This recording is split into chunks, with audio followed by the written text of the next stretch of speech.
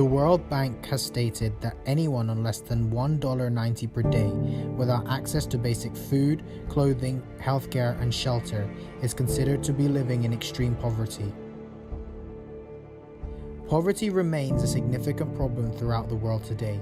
Ensuring that all human beings have the chance to lead a fair and decent life should be the shared moral responsibility of the global community. For the first time in a generation, the fight against poverty has experienced a setback.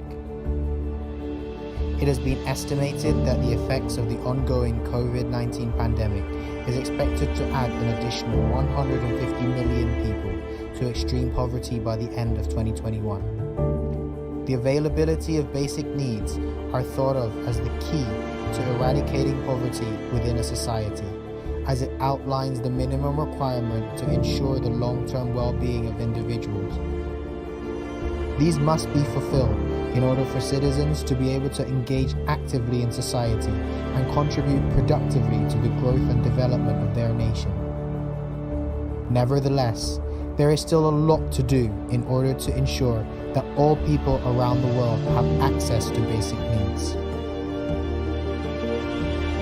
Access to food and clean drinking water is essential to all human beings throughout the world. However, the United Nations has noted that in 2020, as many as 811 million people were left undernourished, meaning that extra effort will be needed to meet the goal of ending world hunger in 2030. The World Health Organization has also found that around 1 in 3 people still do not have access to clean, safe drinking water.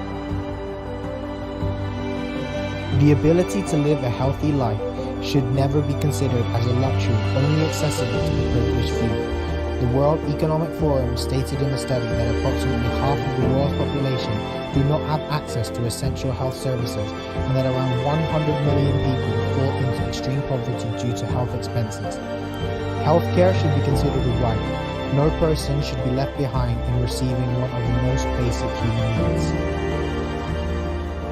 Furthermore, adequate living conditions and affordable housing should also be considered imperative in ensuring the long-term sustainability of societies across the globe. Millions of people around the world live in conditions that are potentially life-threatening or that have been proven to have significant damage to their health. Many of the most vulnerable live in informal settlements and overcrowded slums, or in conditions which do not uphold human dignity. A significant portion of the underprivileged have also been forcibly evicted from their homes each year, with many also not receiving any form of compensation from those who owe it to them. In 2020, the UN estimated that 1 billion people do not have adequate housing, whilst 100 million people have no place to live at all. Poverty has many forms, but it knows no borders. One's right to prosperity should not be determined on nationality, race, religion, or tribe. Together, we have the resources we need to guarantee that all human beings live a life of dignity and are given a fair opportunity to succeed. It's our collective responsibility to ensure that this world is a prosperous place for everyone.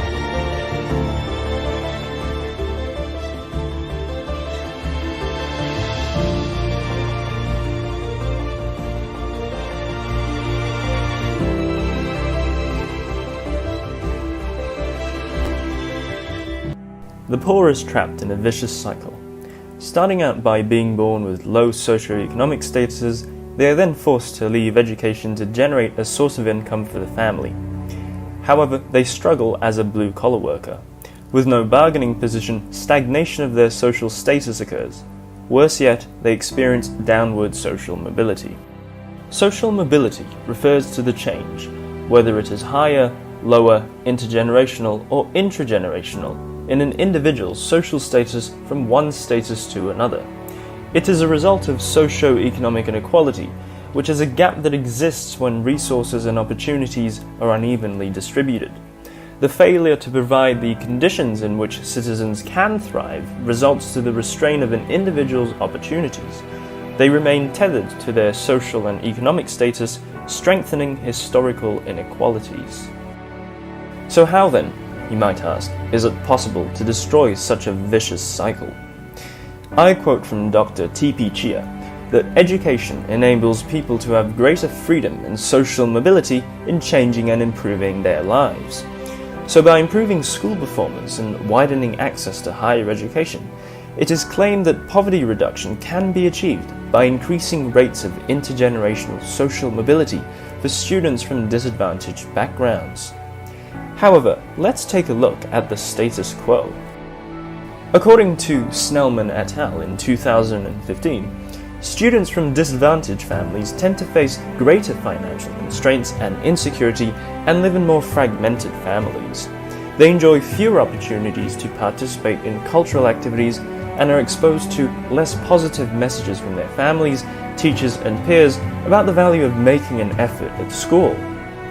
Lower expectations, less family wealth, concentration in disadvantaged schools, and limited access to cultural activities are characteristic of students who come from less educated families that are related to the lower likelihood of completing a university education. Moreover, the COVID-19 pandemic has forced schools to do remote learning, therefore widening the gap. Students who come from poorer families struggle in accessing the internet or electricity.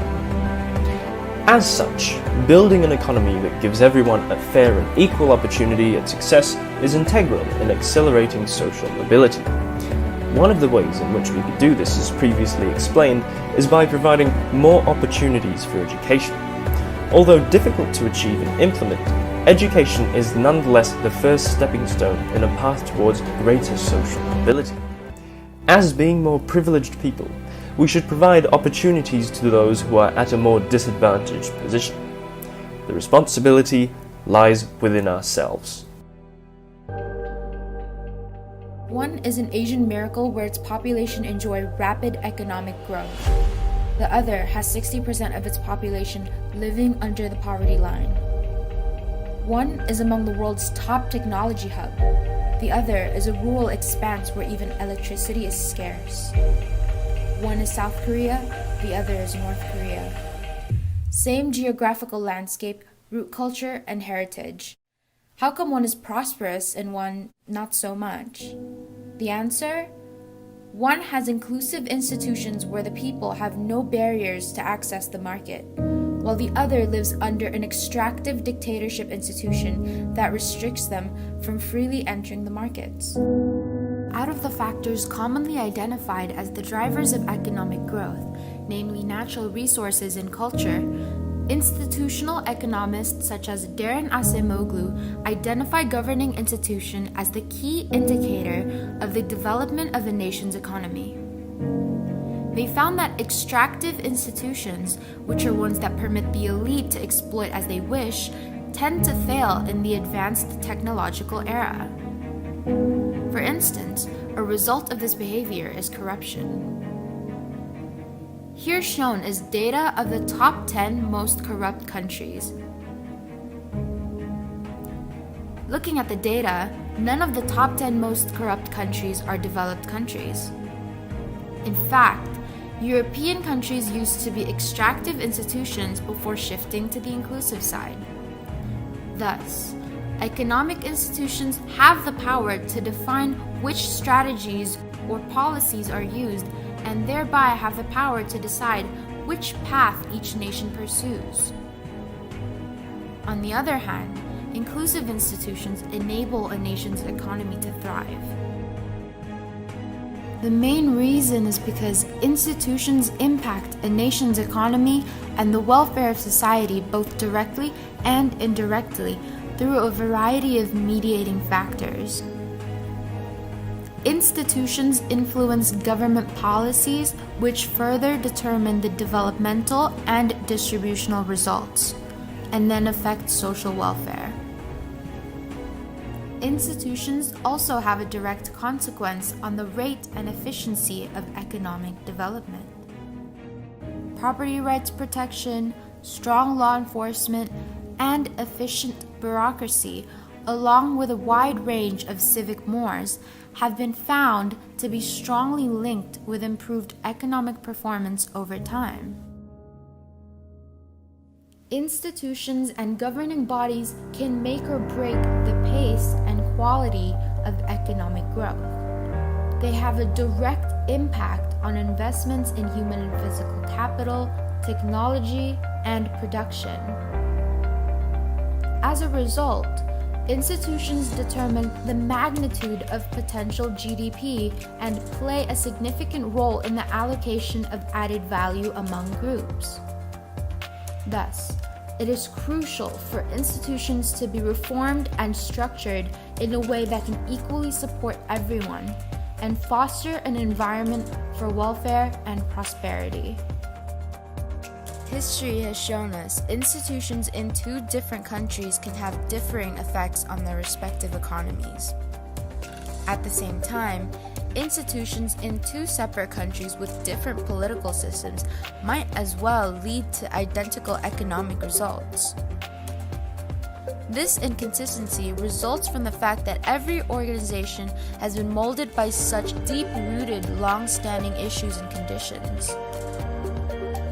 Enforcing significant change in massive matrix government institutions will never be easy. However, we must not remain silent. Institutional reform is essential for growth. Governments should always strive to improve, and efforts to improve institutions will necessitate a collaborative effort. Together, we can make a difference.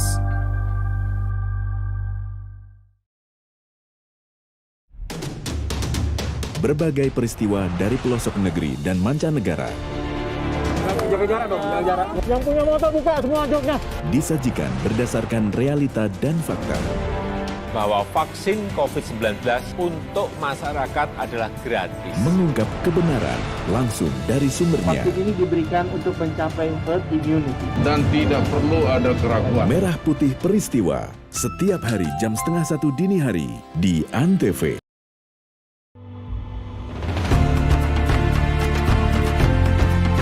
Memasuki masa kenormalan baru, Infobank Group kembali menghadirkan produk-produk jasa keuangan dan perbankan berbasis digital. Semua dipersembahkan untuk mendukung transformasi digital yang sedang dilakukan industri keuangan dan perbankan nasional. Infobank Institute menghadirkan produk-produk jasa konsultasi, in-house trading, workshop, public discussion, dan produk-produk e-learning lainnya. Biro Riset Infobank menyajikan produk-produk riset, analisis, mapping industri, dan Outlook Report. Infobank Event mempersembahkan event-event webinar, e-awarding, dan public communication berbasis digital. Infobank Publishing melakukan berbagai kegiatan publishing untuk mendukung kebutuhan publikasi dan komunikasi perusahaan, serta kebutuhan publik secara luas melalui Infobank Magazine, infobanknews.com, The Finance, dan The Asian Post. Infobank TV menyajikan liputan dan konten analisis mendalam terkait update industri keuangan dan perbankan. Semua bisa Anda dapatkan melalui Infobank Store. We analyze, you decide.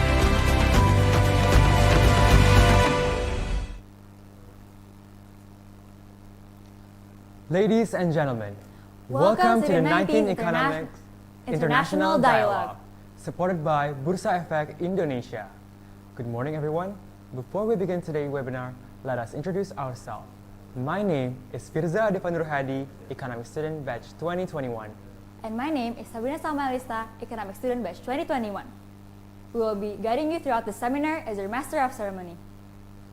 Economics is one of the biggest international events in the Faculty of Economics and Business Universitas Indonesia that is annually held by Canopy, the student body of Universitas Indonesia undergraduate economics students. Economics regularly serves as the platform for the discussion of crucial global economic issues. The three main events of economics are seminar, MUN conference, and competition with participants from different countries all around the world. In its 19th year, economics returns with the grand theme of a new wave of poverty, the need to empower the underprivileged. Before we move on to our next agenda, we would like to thank our sponsors and media partners. Without their contribution, our event will not be as successful. In particular, we would like to thank Bursa Efek Indonesia, Iluni FEBUI, King Snack Pack, Bantex, Hungry, Coffee Toffee, Himalaya, Kopi Kreatif, Antv, Antv Klik, Info Seminar, Stabilitas, Kontan, Radio PPI Dunia, and last but not least, Infobank. Deva, do you know that we have a tagline? Really, Sabrina? What is it? So everyone, when I say 90th Economics, then you have to say Spirit. Let's try this. 90th Economics, Spirit. Let's try this again one more time. 19 Economics, Spirit. Spirit. That's the spirit. To start off our seminar, we would like to welcome the Chief Executive Officer of the 19 Economics, Faris Rafandi, to deliver the welcoming speech. Please welcome Faris Rafandi. Good morning, dear honorable speakers, moderator, and fellow attendances. My name is Faris Rafandi Marzuki, serving as Chief Executive Officer of the 19 Economics Global Economics Challenge. Here, we are honored to welcome you in one of our series of events, the 19 Economics International Dialogue, A Rising Promise Social Protection in Southeast Asia. Poverty has been a significant issue for the government across the world, including throughout the Southeast Asia. Latest, the unprecedented pandemic COVID-19 putting the poverty chasm even further. Even though progress has been made in reducing the number of poverty, Southeast Asia still has a long way to go in achieving prosperity. Here, social protection can be understood as being concerned with preventing, managing, and overcoming situations that adversely affect people's well-being. In the name of humanity, we believe that the social protection system have a pivotal role in ensuring the underprivileged to be protected, empowered, and secured from uncertainty of fundamental human rights. Through this webinar, we will receive a glimpse of insightful speech from Ms. Mari Elka Pangestu as Managing Director of Development Policy and Partnership of the World Bank, and Mr. Choi Sing-po as Chief Executive Officer at Yusof Ishak Institute. Also, we aim to understand and discuss the role of social protection in poverty alleviation within the region of Southeast Asia with two notable speakers in this room today, Mr. Sudarno Sumarto as the founder of Semeru Institute. Welcome, Mr. Darno. Ms. Deni Purbasari as Executive Director Management Office of the Kartu Prakerja Program. Welcome, Ms. Deni. Mr. Liang Chung Hang, Director of Education and Social Progress Program at Jeffrey Sia Institute on Southeast Asia. Welcome, Mr. Hang.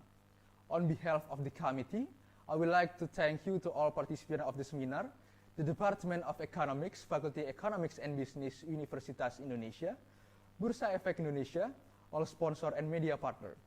Without wait any longer, please welcome in insightful discussion toward the better world of human being in Southeast Asia, the 19 Economics International Dialogue.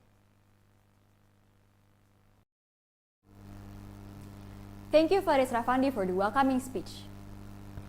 Next up is a welcoming speech from the Chairman of Kanopi FEB UI, Gilbert. Please welcome Gilbert. Assalamualaikum warahmatullahi wabarakatuh. Shalom, Om Swastiastu, Namo Buddhaya. Good morning and welcome to the 19 Economics Global Economic Challenges International Dialogue in collaboration with Bursa Efek Indonesia.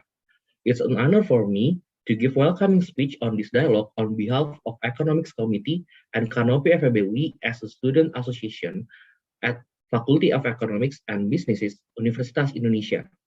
First, I would like to express my highest appreciation to all the speakers today, especially Prof. Mari Elka Pangestu, Mr. Choi Sing-po, Mr. Sudarno Sumarto, Ms. Deni Puspa Purbasari, Mr. Leo Chong-heng, and also Igedis Tita Prachna Virananda as our moderator today. It's such an honor for us to having all of you as our speakers today. Today, we will discuss more about the social protections issue in Southeast Asia. Hopefully, this dialogue will give us a valuable lessons from the speakers and also will triggering us to more aware about the social protections issue in Southeast Asia as one of the tools to tackling that or maybe to handling the poverty issue in Southeast Asia. So maybe that's all from me and enjoy the dialogue. Thank you.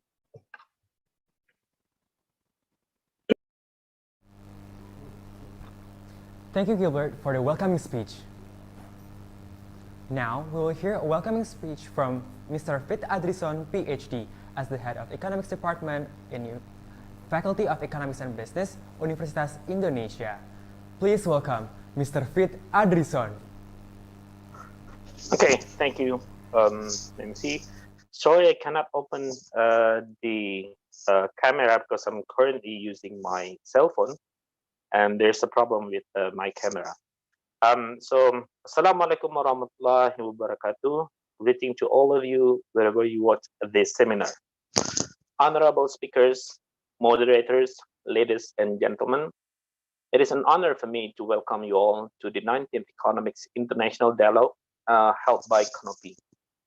It is an annual event held by Canopy, a student body in the Faculty of Economics, University of Indonesia, Faculty of Economic and Business, University of Indonesia. I had never imagined that around 26 years ago, Canopy could hold international events on an annual basis. Back then, Canopy was only a small discussion group on the Indonesian political economy among second and the third year economic students. So congratulations to the Canopy team, the current, the past.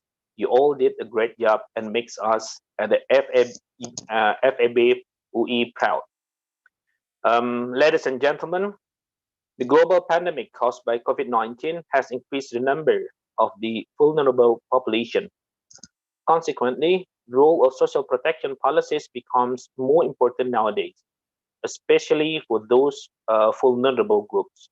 Today, we will hear the views and discussion from various aspects surrounding social protection program from the well-known experts such as Mr. Sudarno Sumarto, founder of Semeru Institute, Ms. Deni Puspa Purbasari, the executive director of Kartu Pekerja Prakerja program, and Mr. Leong Chun Heng, the director of the Education and Social Progress program at Jeffrey Chia Institute, Southeast Asia.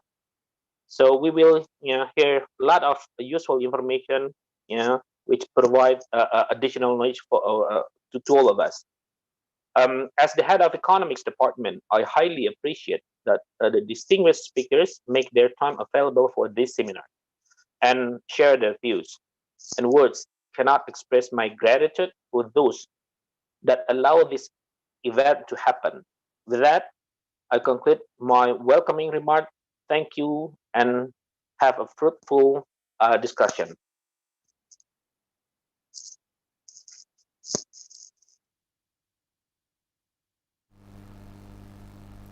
Thank you, Mr. Fit Adrison, for the welcoming speech. Next up, we will hear opening remarks from Professor Mari Elka Pangestu. She is currently the Managing Director of Development Policy and Partnerships in the World Bank since 2020. She obtained her doctorate degree from the University of California, Davis, and was a Minister of Trade of Indonesia from 2004 to 2011. Without further ado, please welcome Professor Mari Elka Pangestu. Good day to all students participating in the Economics International Dialogue with a very important topic on the role of social protection in reducing poverty in Southeast Asia. As we all know, we had experienced the pandemic and the lockdown and the slowdown in economic growth, as well as the contraction of economic growth because of the lockdown. And social protection in 2020 played a key role in helping households, poor households, and in the informal sector in facing the lockdown and the reduction or loss of income. And this is where social protection programs, especially cash transfers, wage subsidy, support in kind such as food, unemployment insurance, and labor market interventions to support formal sector workers from being laid off and so on. These were all programs that Southeast Asian countries really developed and accelerated, as well as delivered at unprecedented levels in 2020.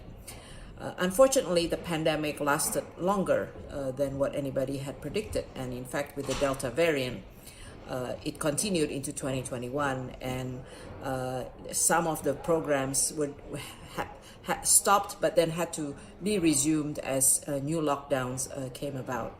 So the need for continued social protection is crucial, because we actually know that there has been increased poverty as the result of the pandemic.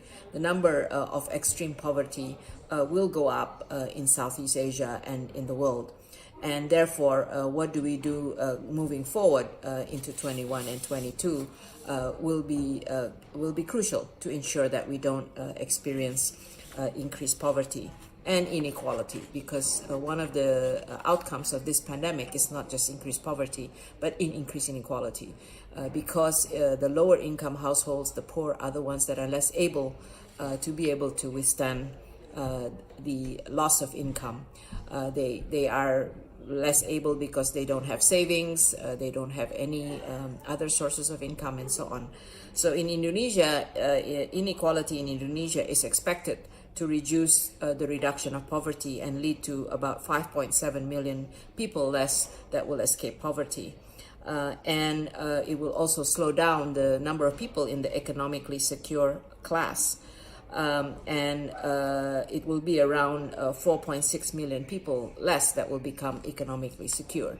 So you can see that moving forward with uneven growth, slow growth, potential slowdown and lockdowns coming ahead if you have more waves and increased inequality, the role of social protection programs will be key.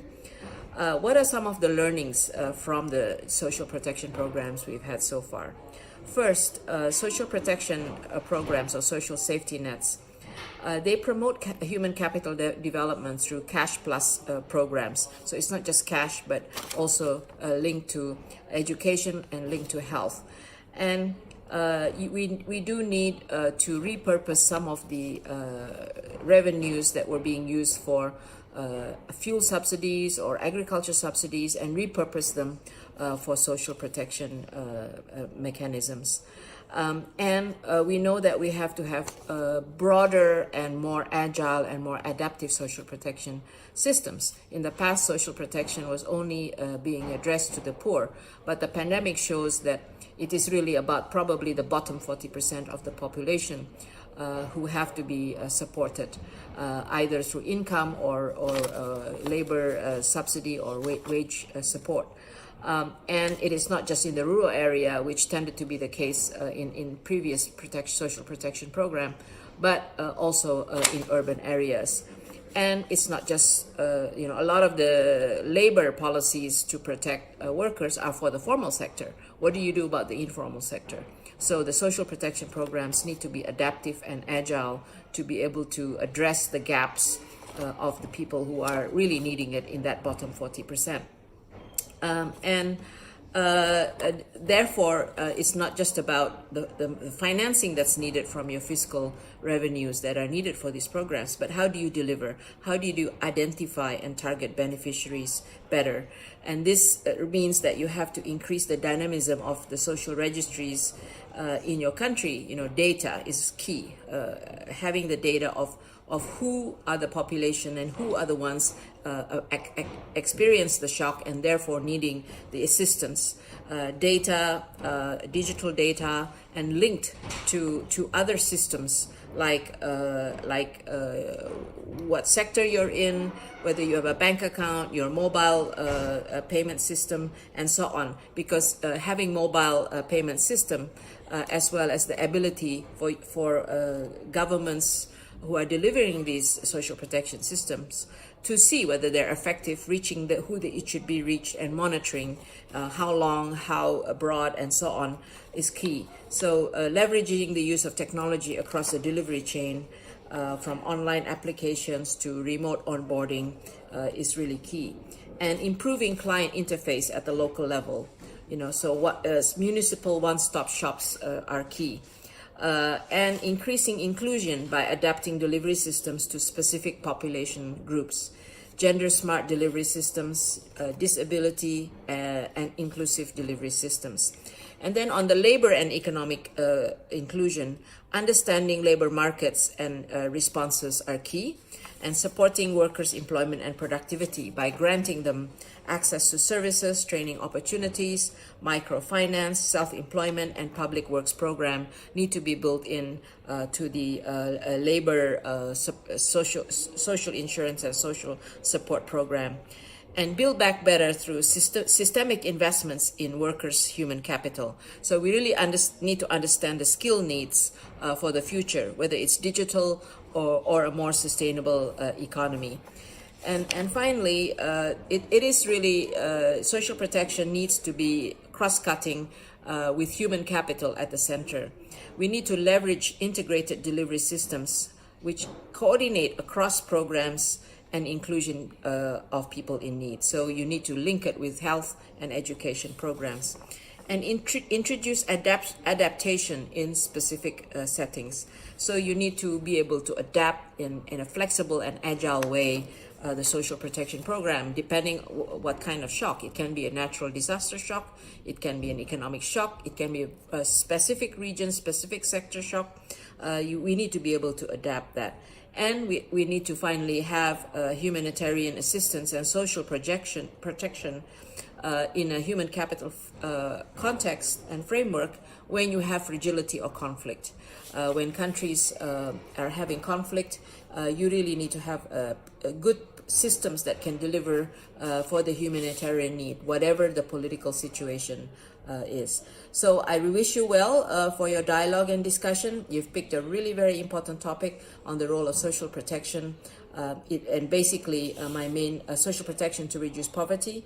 And really what my main message is, please put your creative minds to test your creative minds. How can we really build adaptive social protection programs that will really be addressing the significant coverage gaps that we are seeing today, to really deliver need-based assistance to those who are uncovered. I would say the bottom 40%, increase the coverage of social insurance, not just to the formal sector, and move from traditional static to dynamic targeting models that can capture those affected by the shocks. Thank you for giving me the time, and good luck with your dialogue. Thank you, Professor Maria Eka Pangestu, for the insightful opening remarks. Before we move on, we would like to give a huge appreciation to Bursa Efek Indonesia, Antv Klik, Stabilitas, Kontan, Info Seminar, Radio PPI Dunia, and last but not least, Infobank for supporting this event. Ladies and gentlemen, now we will enter the moderated session of the seminar titled A Rising Promise, Social Protection in Southeast Asia. The session will be moderated by Mr. Igede Sitaprajna Virananda. Mr. Igede Sitaprajna Virananda is the Assistant to the Chief Economist of the Ministry of State-Owned Enterprises, Republic of Indonesia, as well as the National Most Outstanding Student of 2019.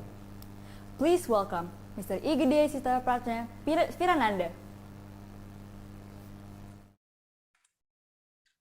Hi, thank you so much for the introduction. It's an honor to moderate this session on a very important topic of social protection, because this is a profoundly important topic that affects hundreds and millions of people in or at risk of poverty most directly. And with the COVID-19 pandemic increasing the number of people in that category, the government has been forced to rethink, redesign, and recommit to delivering that promise. And it is an effort that involves a lot of challenges as well as lessons. So we are very fortunate today to have the very same people who are expanding, enhancing, and evaluating social protection programs in Southeast Asia here with us as speakers in this session. So without further ado, I would like to introduce our very first speaker for this moderated session, Mr. Sudarno Sumarto, SA, MA, PhD. Dr. Sudarno Sumarto is the founder of the Semeru Research Institute. It's the research institute that is at the forefront of development research in Indonesia. Aside from being currently the director, Mr. Sudarno is also involved in very distinguished positions in the economic, statistics, and policymaking field in Indonesia. He is the chair of the Statistical Community Forum from 2011 to 2014. He was the member of Quality Assurance Team for Bureaucracy Reforms, chaired by the Vice President of the Republic of Indonesia. He was also the team leader of Social Monitoring and Early Response Unit, the World Bank Jakarta in December 1998 to November 1999. And he was the consultant or economist of the Social Development Unit, Resident Staff in Indonesia, the World Bank Jakarta, Indonesia, from December 1998 to November 1999. As for his education, he earned his bachelor's degree in economics from Universitas Kristen Satya Wacana in 1985, and subsequently earned his MA and PhD in economics in Vanderbilt University in Tennessee, USA. Without further ado, I would like to give the floor to Dr. Sudarno Sumarto. Good morning, everyone. Thanks for your kind and generous introduction, Jana. Good to see you again, virtually. You look great. And first of all, I would like to thank the organizer, especially Canopy, for kindly inviting me to the 90th Economic International Seminar. This is my third time being invited by Canopy, and I'm very proud of what Canopy has been done, like what Pete already mentioned. With the pandemic, I hope that you and loved ones are well. Currently, the global health situation seems to be improving, which leaves me very hopeful for the future. But this is not the only reason that leaves me very hopeful today.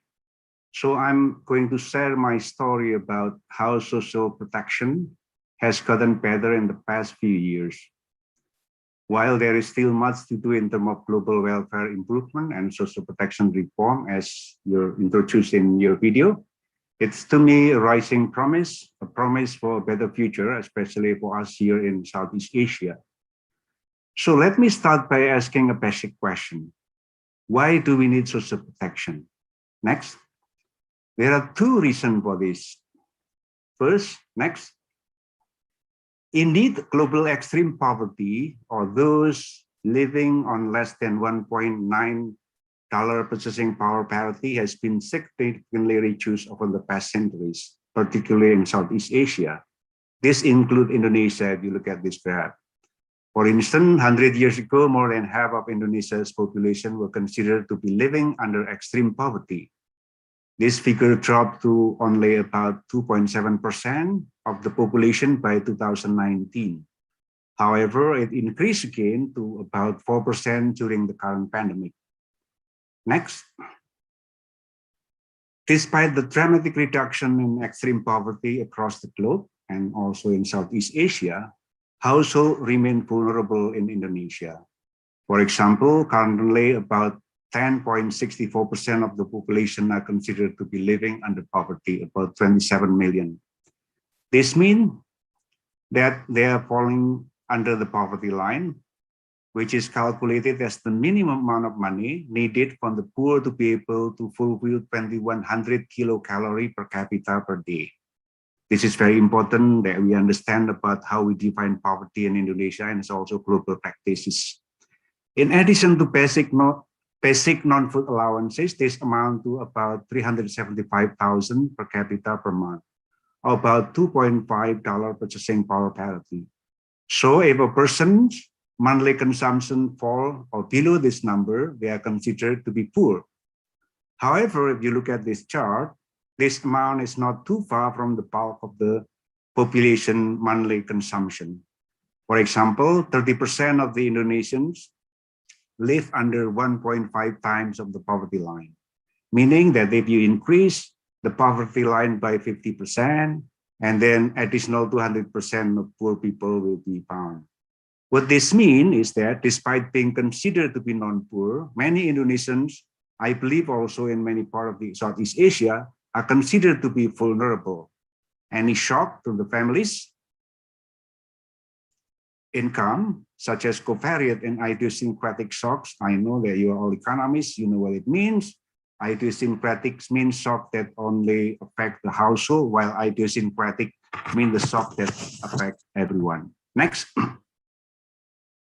In addition to that, if we see this graph, this is based on the panel data, meaning the same household follow frequently or multiple times. You can see here that the high mobility nature of Indonesian household welfare.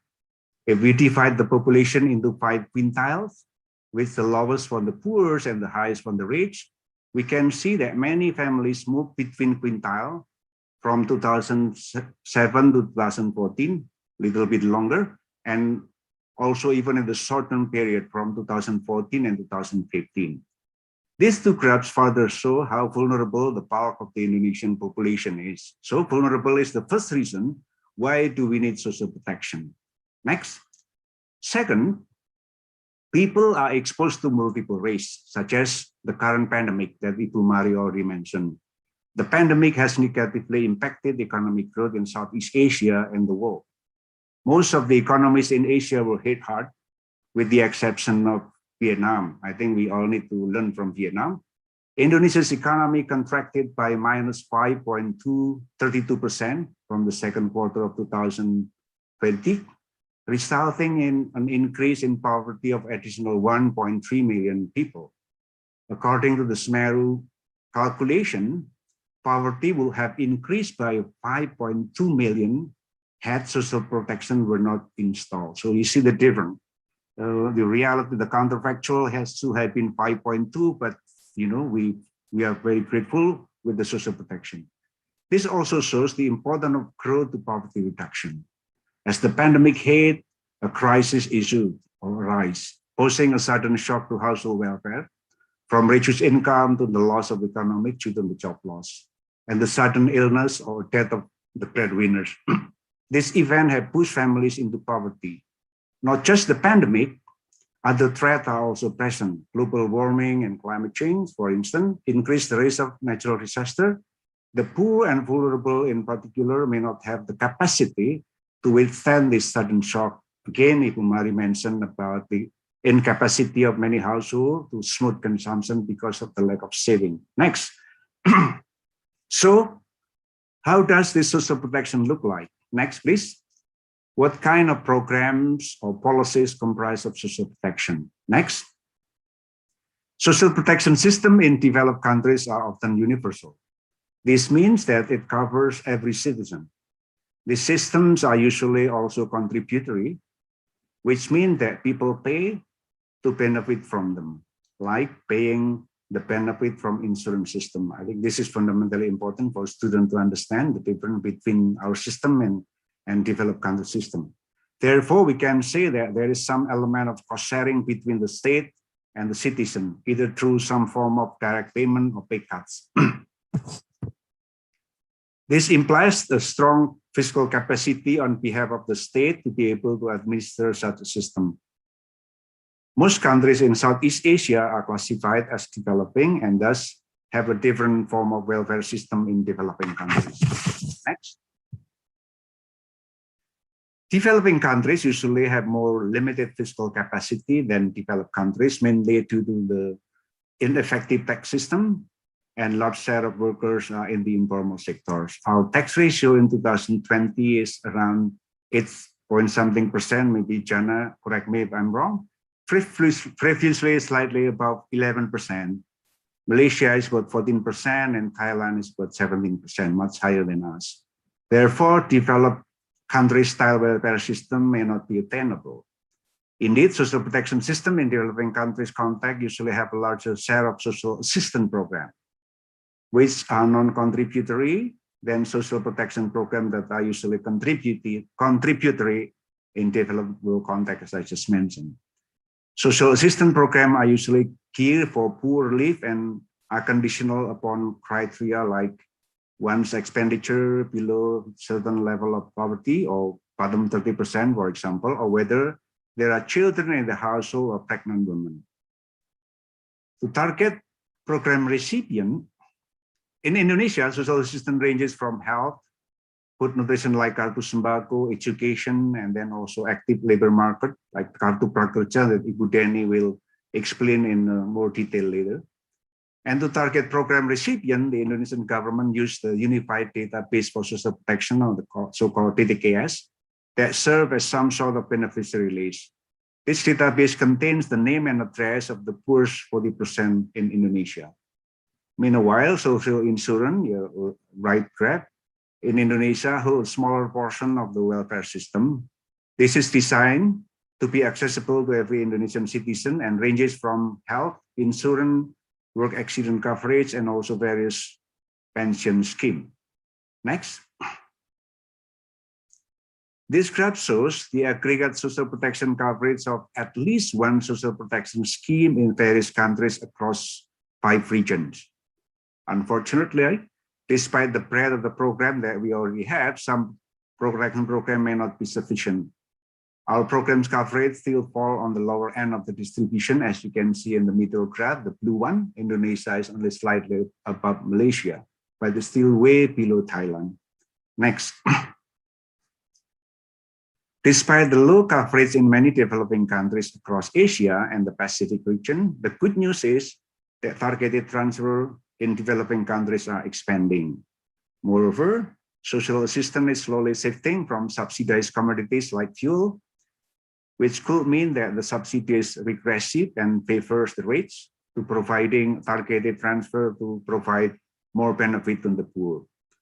Globally, as we can see from the graph, the number of developing countries with conditional cash transfer program more than doubled between 2008 and 2014, from 27 to about 64. Next. Indonesia's expansion of targeted social protection program mirrors this global trend. For instance, Indonesia is a long subsidized fuel. Although seemingly pro-poor, the Indonesian fuel subsidy was highly regressive. For example, in the year 2010, inequality was at all-time high. And then in 2010, the government starting to remove some of the fuel subsidy and transfer that money to put in place for the social protection program. As we can see here from 2015 with the cash transfer, PLT is the unconditional cash transfer. And then in 2007, we instituted the so-called Program Keluarga Harapan or conditional cash transfer, and so on and so on. And the peak is during the current crisis, during the pandemic, where the government introduced additional program in addition to the Kartu Prakerja, which originally was designed to improve skilling, upskilling, and reskilling. And part of the program is also being used for social protection that Ibu Deni will explain in more detail later. Next. So what kind of policy challenges are we facing in developing country context if we were to expand our welfare system? Next. Providing targeted transfer comes with specific challenges in developing country context. The first challenge is who is eligible to receive assistance and how do we identify them? This is a bit tricky and complicated as programs as a government in developing countries do not usually observe income, partly due to the sheer size of the informal sector labor market. Second, what type of assistance do we need to provide? Cash or in kind? There are less banking infrastructure and supply of basic necessities in developing countries are also an issue. What this means is that the program administration need to take into account these complexities. The third one, how do we make sure assistance actually reach eligible beneficiaries? There is an issue of leakages, meaning that the benefit actually goes to the non-poor instead of the poor. So we have to understand about this dynamic. And finally, what is the impact of assistance on poverty and well-being? While there are plenty of evidence on the short-run impact of this intervention, long-term impact tend to be unknown. So now I would like to share some of the experience that we have been doing over the last years in regard to addressing this question. Next, please. So speaking about evidence, there are ways that evidence could help pushing for welfare reform.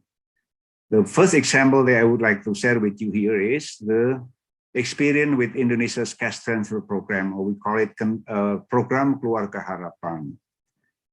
CCT, or Program Keluarga Harapan, is a long-term program. This is the regular cash to the poor and are conditioned on human capital investment in children.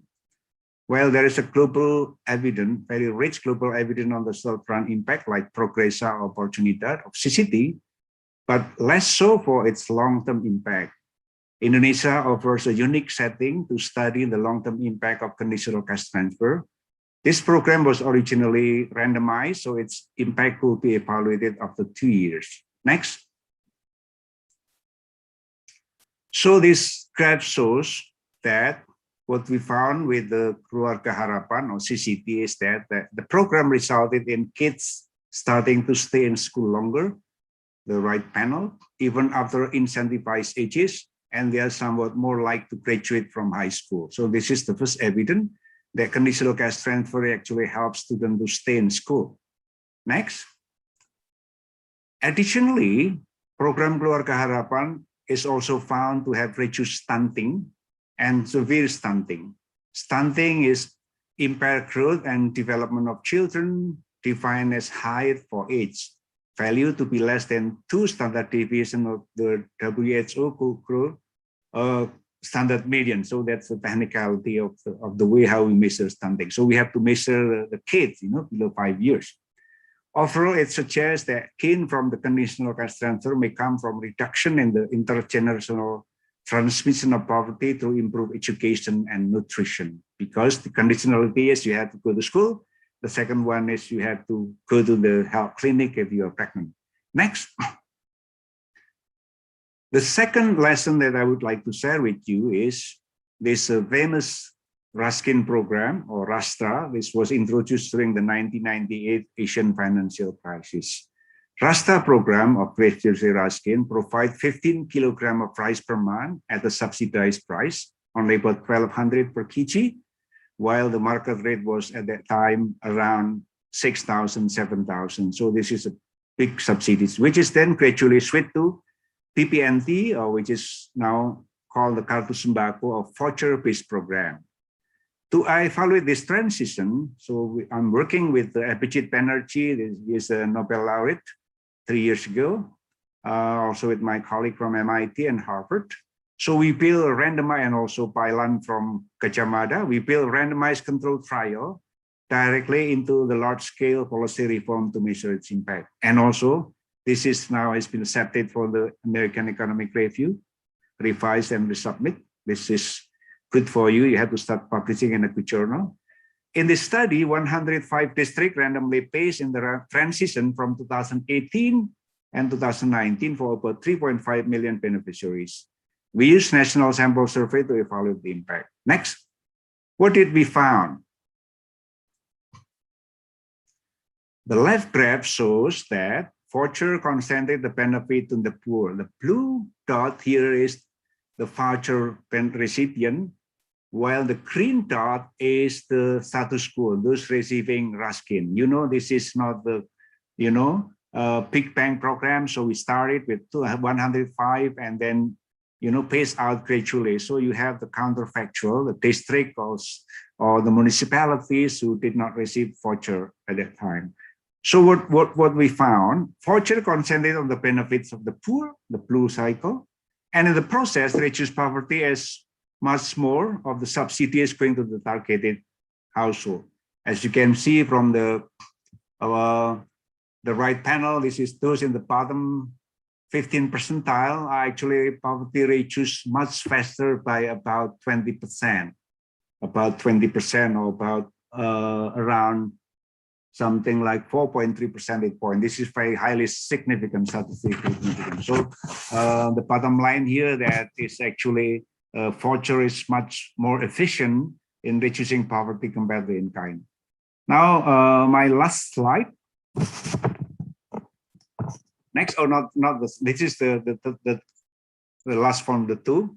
So I'm borrowing this from the Abhijit presentation. So there's been a lot of critics about this social protection. Giving cash is going to make people lazy, making people, poor people dependent on the government. What we found is a different story here. In terms of the evidence of policy reform at a global scale, we found that cash transfer do not discourage recipients from working as we previously thought. This is also similar to the paper that I published for the CEBO many years ago from the PLT in 2005. 7 randomized evaluation of cash transfer program, including Indonesia's PKH that I just mentioned, found that assistance did not affect the number of hours worked or the propensity to work for either men or women. Secondly, Researchers also found globally, this is using the our cities, that the employment rates for men and women were high. This means that cash transfer were not being delivered to the non-working people, but rather people that were working but just did not earn enough. So they have to earn more money. They have to work harder even. Next, or they can use the money to, use for the transportation, for example. If they have to take angkot, by having cash, they can go work and they have the money to pay the angkot, for example. And finally, what are the takeaways from what I have shared to you today? So this is the major takeaway. Next, I think there are 5 things that I hope you all, my colleagues, students, could take away from my presentation. Next, first, social protection system mitigate against race across an individual life cycle. I just mentioned that our calculation using counterfactual, what will have the poverty increase during the pandemic without social protection. So we gain a lot by putting social protection in place. Not perfect, but getting better. Second, social protection system differ in developed and developing country. This is a question that sometimes raised by my son, Adrian Vida, who is also Canopy, about the difference between social protection, social policy in developed and developing countries, which is most of the countries in Southeast Asia's context. This is mainly due to large share of the population in the informal sector and ineffective taxation system. This is Jana's homework to work with Professor Ichan. How can we increase our tax ratio? Third, social protection program can improve outcome in the short run and in the long run, and could break the intergenerational transmission of poverty. This is critically important. Social protection will be perceived as an investment for long-term children of children of children. So don't consider this as a charity or as a burden for the government. And finally, the provision of transfer and the expansion of social insurance in the developing world context come with a new set of policy questions and challenges, making research critical in policy making. So with that, I will end my presentation. I hope I didn't off the line, Jana. And again, thank you very much for the opportunity. Assalamualaikum warahmatullahi wabarakatuh. Thank you. Thank you, Dr. Sumarto. That was a very comprehensive presentation, complete with rich and rigorous evidence for actual social transfer programs in Indonesia, like AHA and Raskin BPNT, including even long-term effects and dispelling some of the beliefs that cash transfers make people too lazy. So thank you very much, Dr. Sumarto, for sharing all that with us. Now, let us move on to the second speaker, who will zoom in even further to one of the social programs in Indonesia. Allow me to introduce Ms. Deni Purbasari, SAMA PhD. Dr. Purbasari is the Executive Director of the PMO Kartu Prakerja, or in English, Pre-Employment Card, in Indonesia since March 2020. She's also a lecturer in the Economics Department in Universitas Gadjah Mada and has previously worked as the Economic Deputy at the Executive Office of the President from 2015 to 2020, and also the Assistant to the Vice President of Indonesia from 2009 to 2015. Without further ado, I would like to give the floor to Dr. Purbasari. Thank you, Jana, for the kind introduction. Before I start the presentation, I would like to congratulate and thank to the organizer, Canopy Universitas Indonesia, for organizing this important dialogue. I'm very proud of you. Sorry for the disruption. Hold on.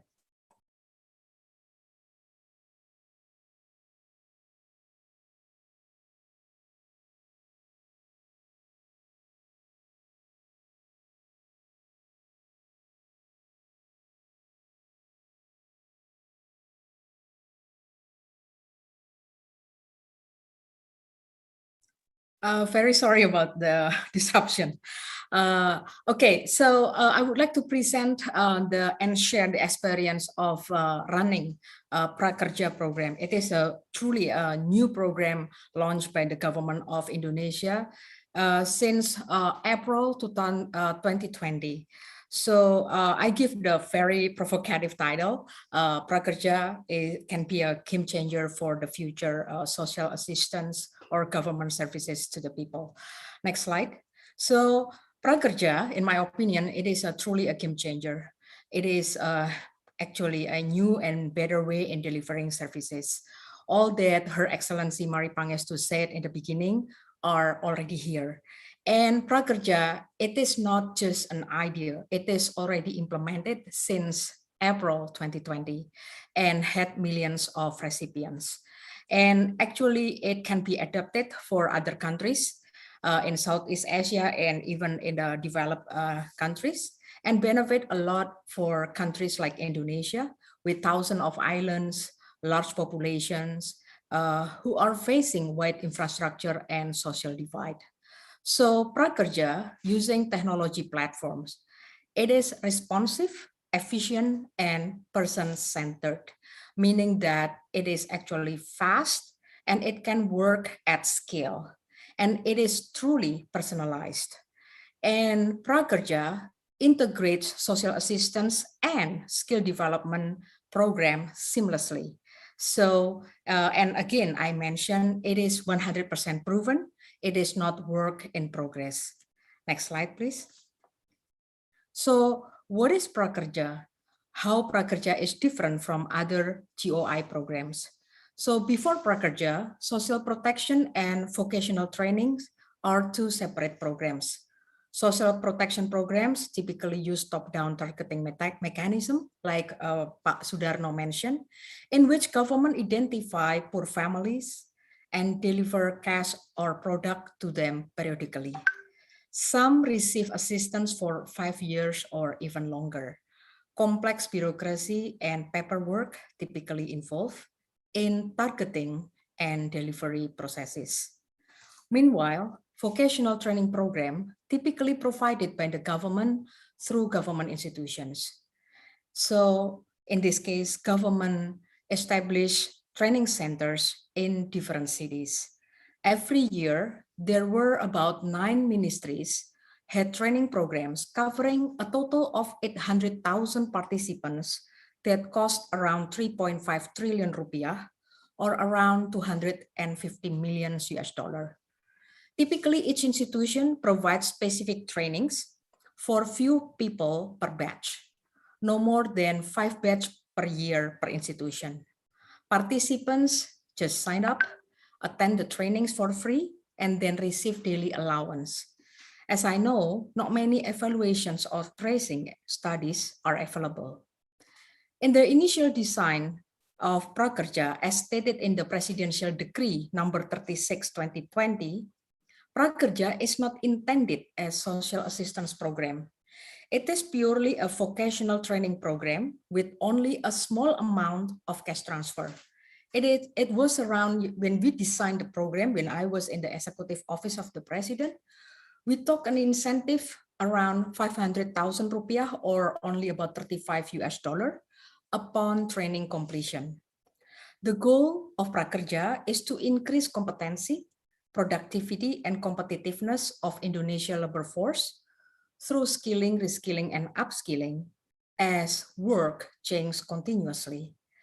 Prakerja is established due to insufficiency of current training programs to fill the skill gap faced by the labor force.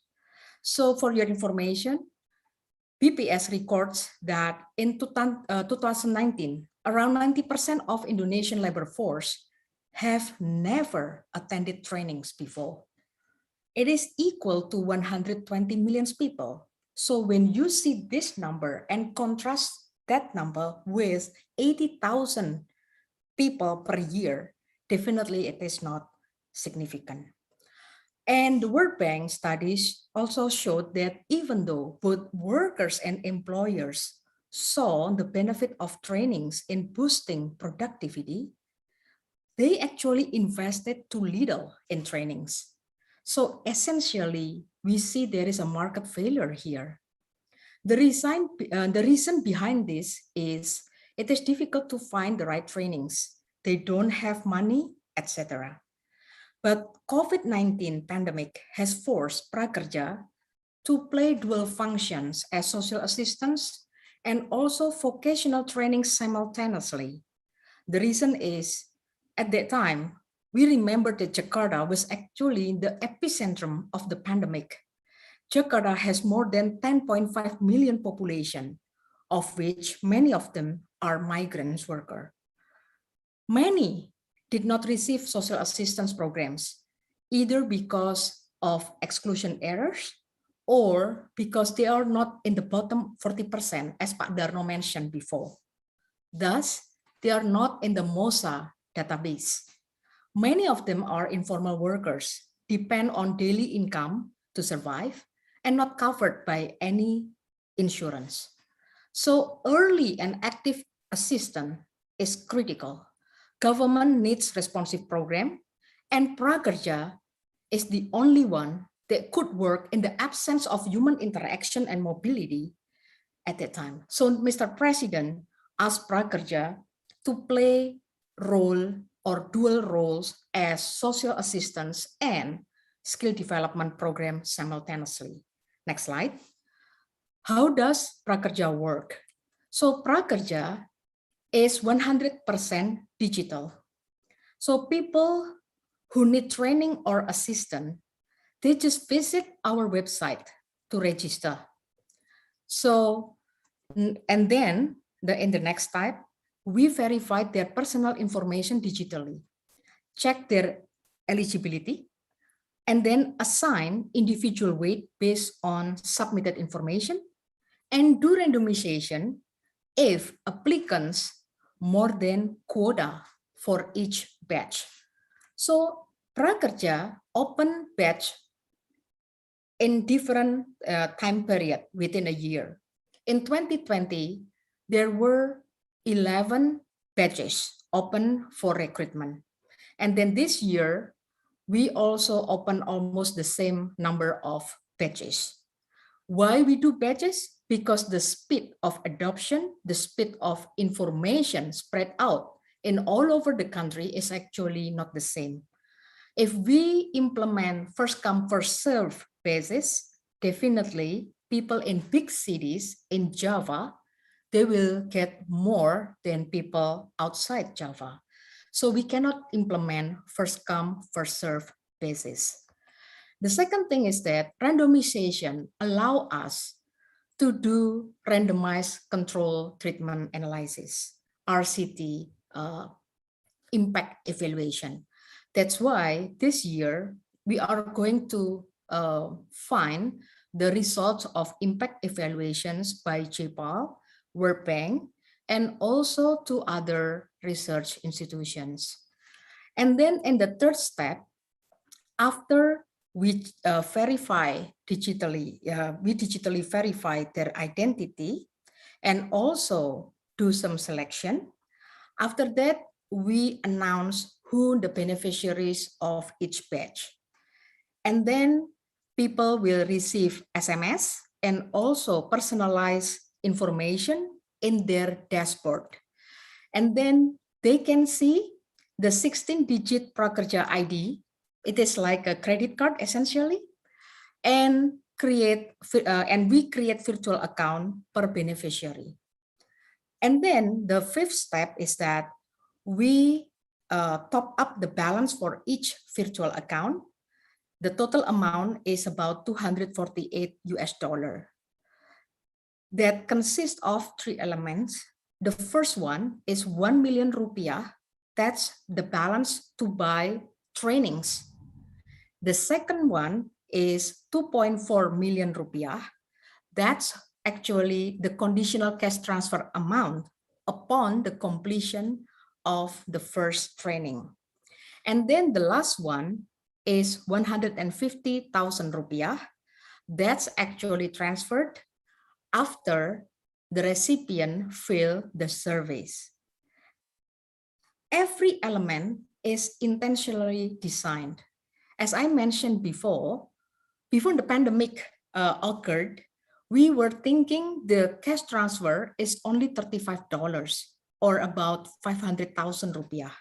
But because of the pandemic and we play dual role as social assistance and skill development program, so the amount of incentive is actually increased from 500,000 rupiah to 2.4 million rupiah. So after we top up the balance, then each recipient can select buy and pay trainings using the available balance. They can buy the training from 7 e-marketplace partners. So we use partnership scheme in order to facilitate people to compare, to read the description of the training and also the models and the characteristic or the information about the training providers and also the instructor. And then in the step 7, each participant do pre-test and then follow all the trainings and do the post-test and then get e-certificate, and they have to post ratings and reviews. This is very important because we want to make sure that there is evaluation or voice based on experience, because only users know the quality of the trainings that they take. And then pre-test and post-test here are very important as the information to see whether there is a significant increase in their knowledge, in their understanding about attitudes needed to perform their job. And also at partial level, the skills and the understanding about the skills of, the type of job that they are actually working on. So pre-test and post-test is very important as one indicator to understand about the increase in competency. Step 8, after completion, then they are allowed to select bank or e-wallet as the instrument to basically transfer or to receive the amount of cash transfer after the program is finished. But in order to make sure there is integrity, then they have to do KYC electronically.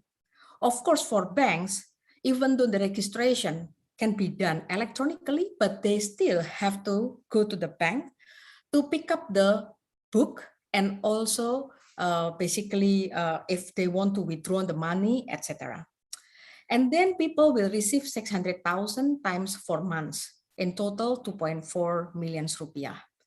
So we intentionally deliver this amount of money periodically in order to make sure that people have adequate cushion per month, because we understand sometimes people have, short-sighted, and we are worried that if the money is transferred once, then in 2 months, it will be gone.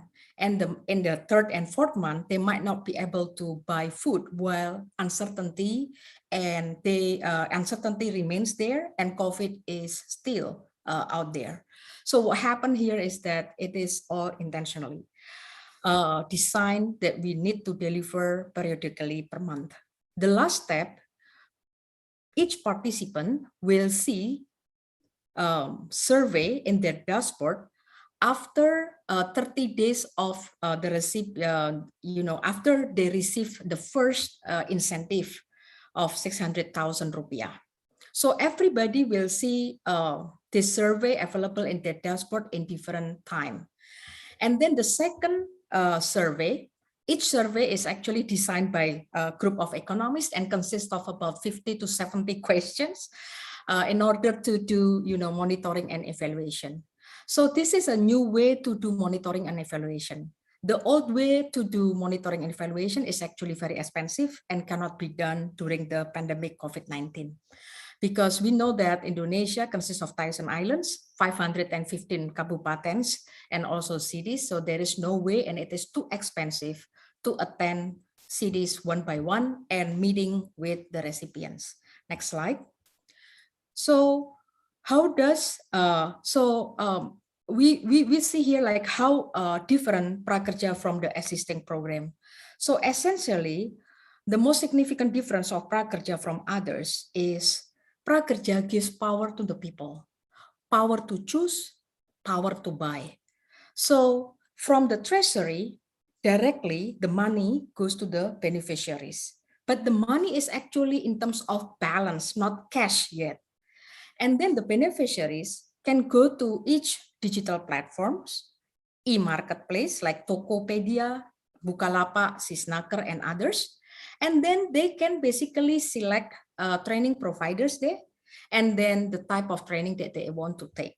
There is information of price, ratings, and also the modules, the durations, instructors, etc., etc. But traditionally, other programs, like for example, training programs held by ministries, usually government budget goes to the ministries, and the ministries have certain contracts with PLK, for example. That's like a training centers owned by the government or local governments. And they have contract with the private training providers using, some government procurement mechanism. And then people can basically attend for free, and they will receive, some cash, allowance. So again, the difference between the left and the right is Prakerja complement the existing programs, vocational programs, but Prakerja actually use, or gives more autonomy to the people. It uses partnership, not government procurement. Next slide. So Prakerja, again, I mentioned use technology platforms. Prakerja is an ecosystem. It is a competitive collaboration ecosystem. We invite many private sectors, especially training providers, to join into the ecosystem, but they must follow certain protocols and standards. For each training to be accepted in the ecosystem, they must fulfill 59 criteria. So again, 59 criteria. Who check this criteria? We are in collaboration with 8 training institutions or education institutions, including University of Indonesia, Gajah Mada, UNER, etc., to do some assessment. And we also collaborate with other institutions in order to monitor and make sure that compliance to the standards is actually, happen. And we also collaborate with 7 marketplaces. We collaborate with 3 job platforms to do what? To give information, aggregate information about job opportunities or vacancies.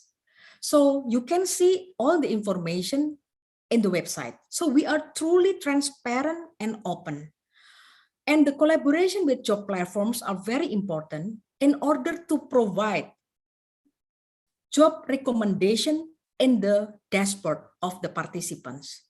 So for example, if Jana completed Adobe Photoshop trainings or SEO trainings or digital marketing trainings, then Jana will see in his dashboard the information of job vacancies, like for example, in the sales and marketing businesses that are suitable for him.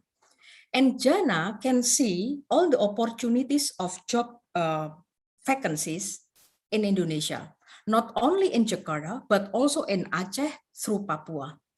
So essentially, it opens the opportunity for both parties, the workers and also the employers, to join into the bigger pools of talents and bigger pools of job opportunities. Because our survey shows that majority of Prakerja participants know the information of job available from their friends or their connections. So it is truly limiting the opportunity for them to basically join into the labor force quickly.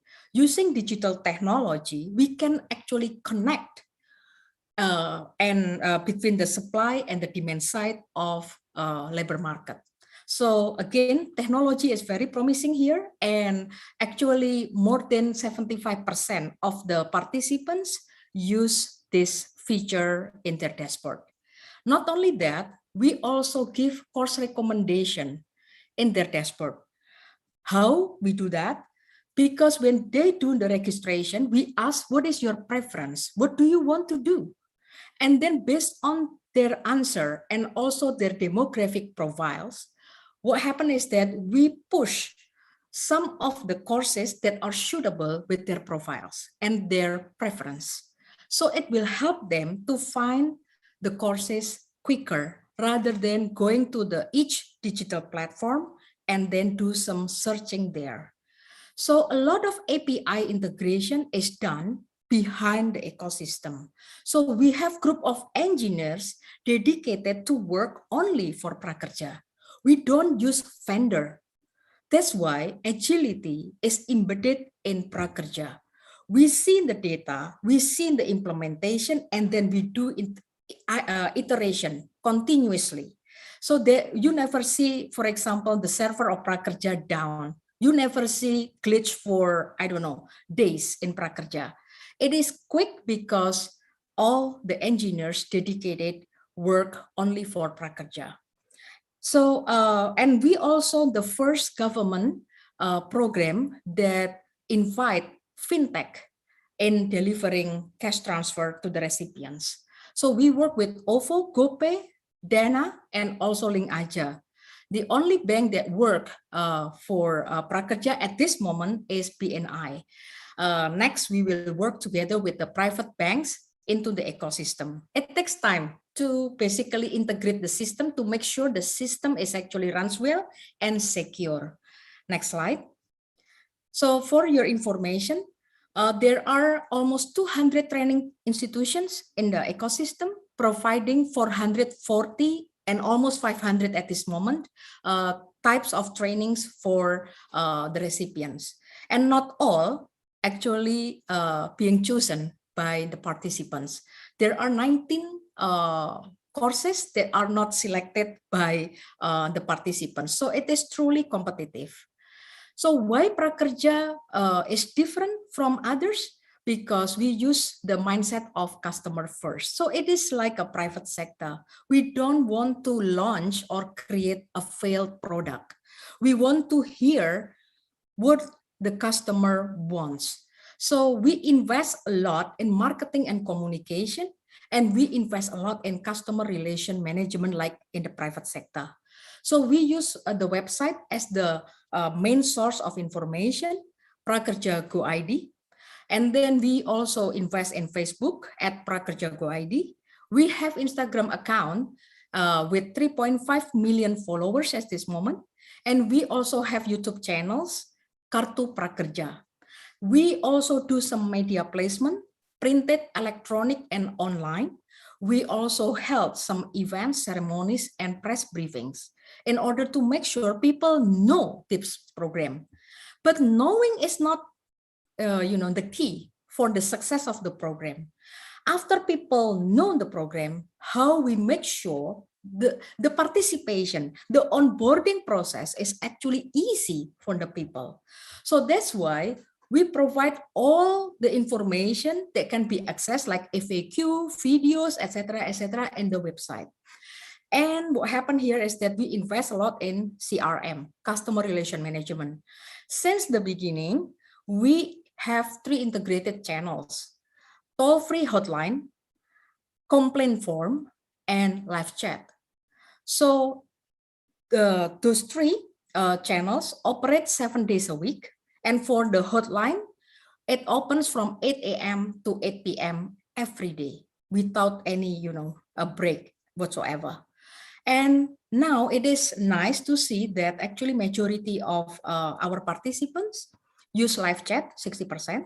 And then the second one, complaint form or web form, and hotline is only 12%. So we can see the data of how people actually put their questions and complaints, and then we actually can invest more in the type of CRM.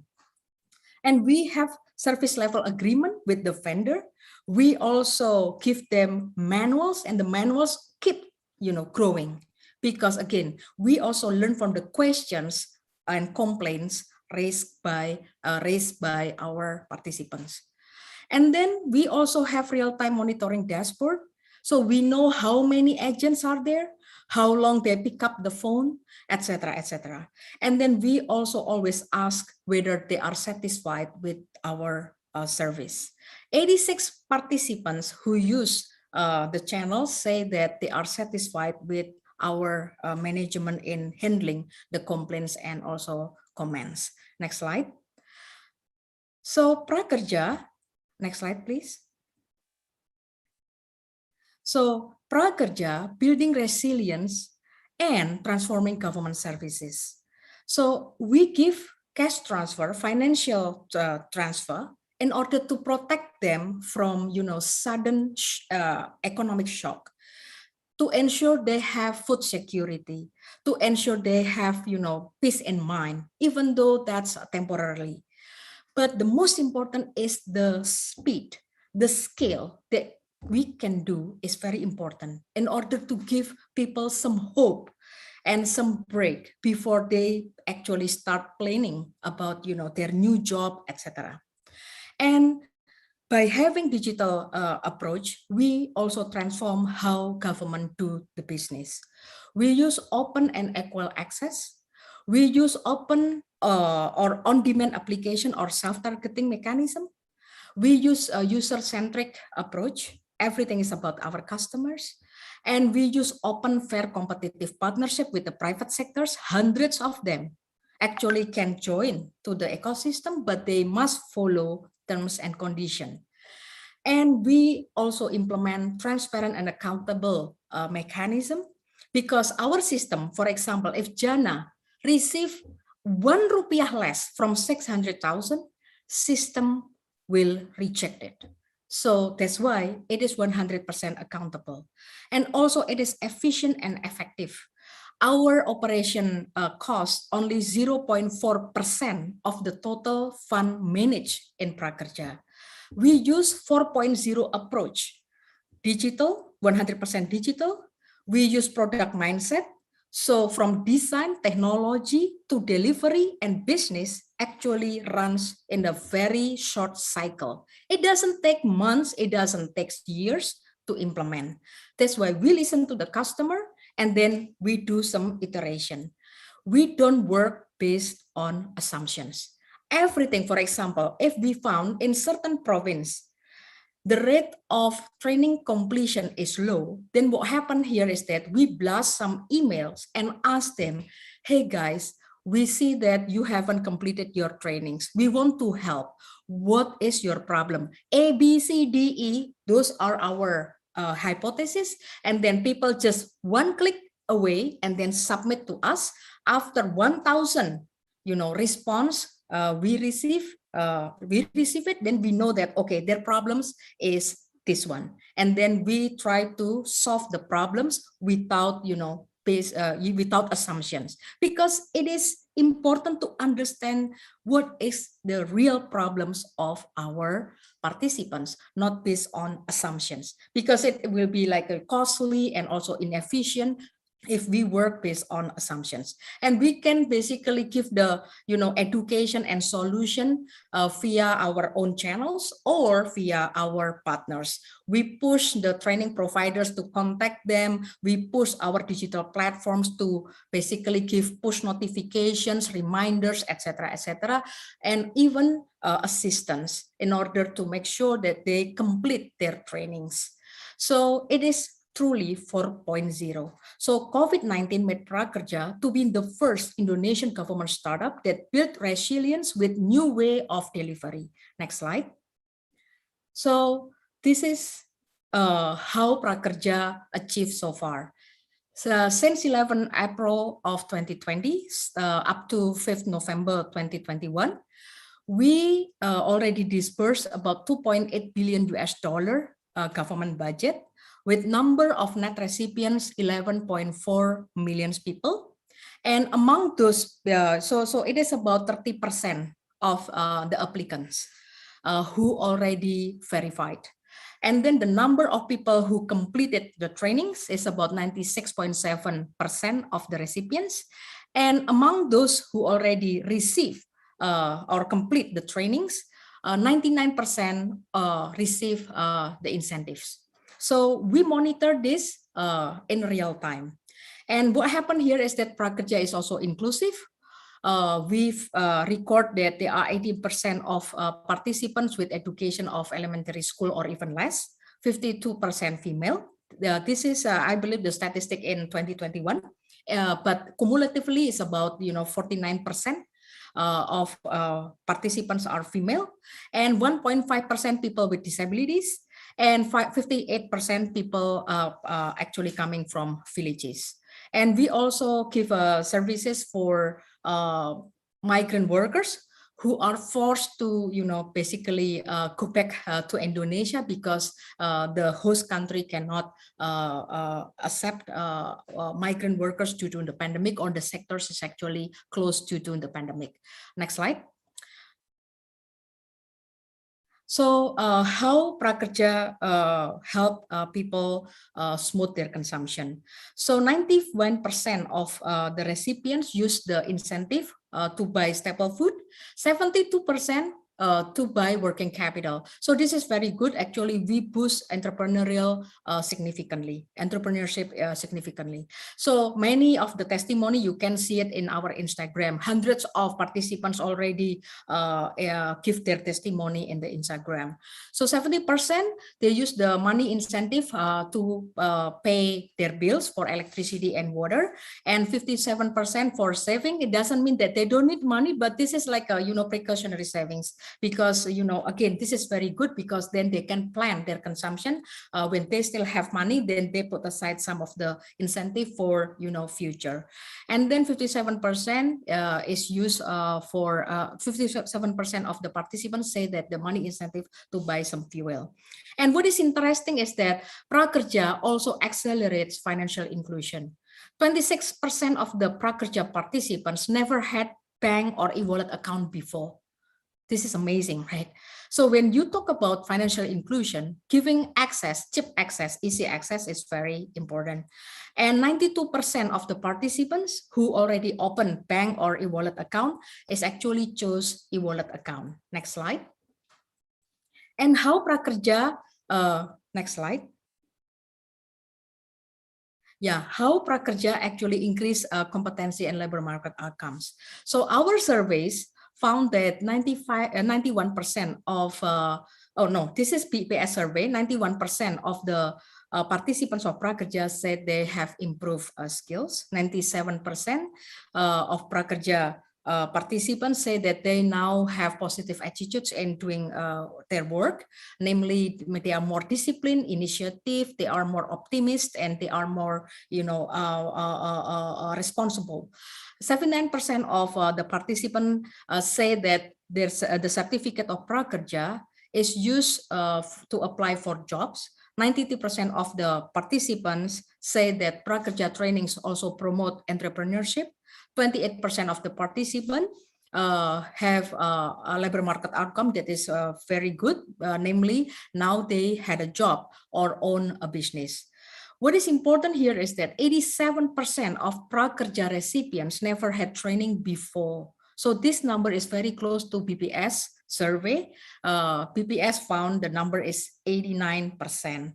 So Prakerja is truly an experience good, meaning that Prakerja now give experience or exposure to the population about the trainings. And some of them actually purchase trainings by their own money after Prakerja ended, because Prakerja is not repeated every year. Each participant only receive one-time opportunity to be the participant of Prakerja. Next slide. So guys, what I would like to say here is that after the long journey and hard work, we are very happy that in the last survey, by Ipsos, public perception is very positive about Prakerja.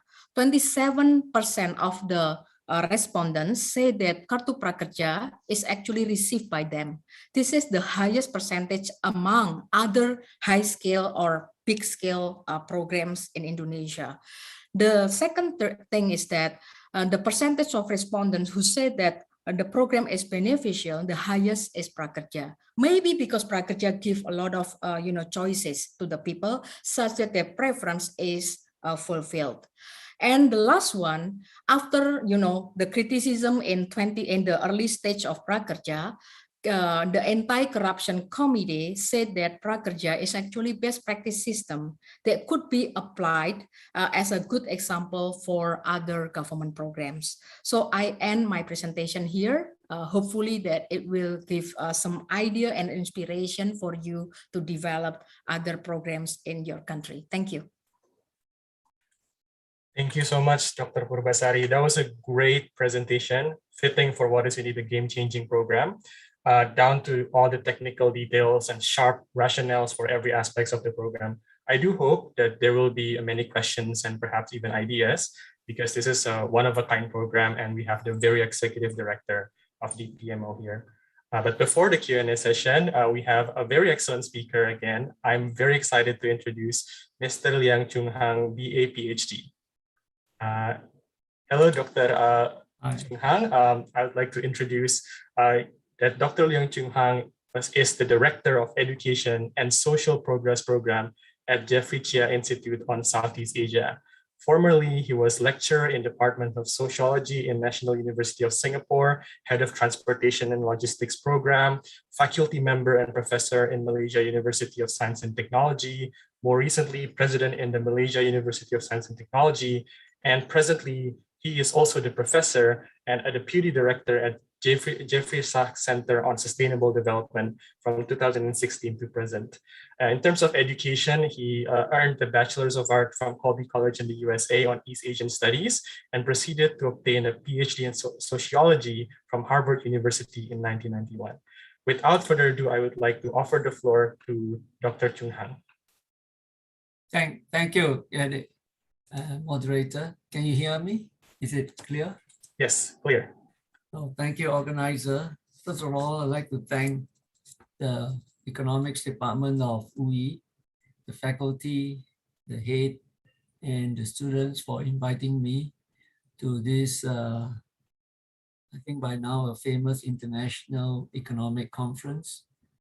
As you know, I'm a sociologist, so I'm indeed very honored to be invited to an economics conference and hope to share some useful views. And I also have learned a lot from the speakers before me. Ibu Teni Purbasari, I really learned a lot about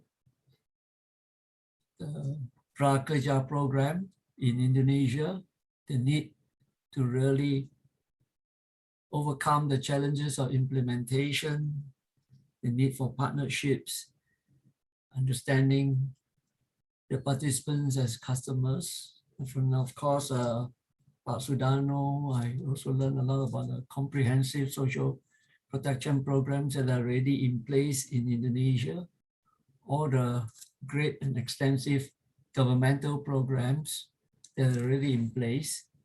So when I developed my thoughts on this project, and of course, when there's an invitation from Indonesia, I always love to participate, because my thinking has been that what works in Indonesia will truly work in the rest of Southeast Asia. So it's so nice to hear about what is happening in Indonesia in the field of social protection. I'd like to dwell upon this issue of towards inclusive social protection, and the key word is inclusion. And Ibu Mari Pangestu has alluded to this. The client interface is important, and really how we develop an inclusive delivery systems. The question I'd like to ask is, how can social protections, social safety net policies, and programs be more socially inclusive?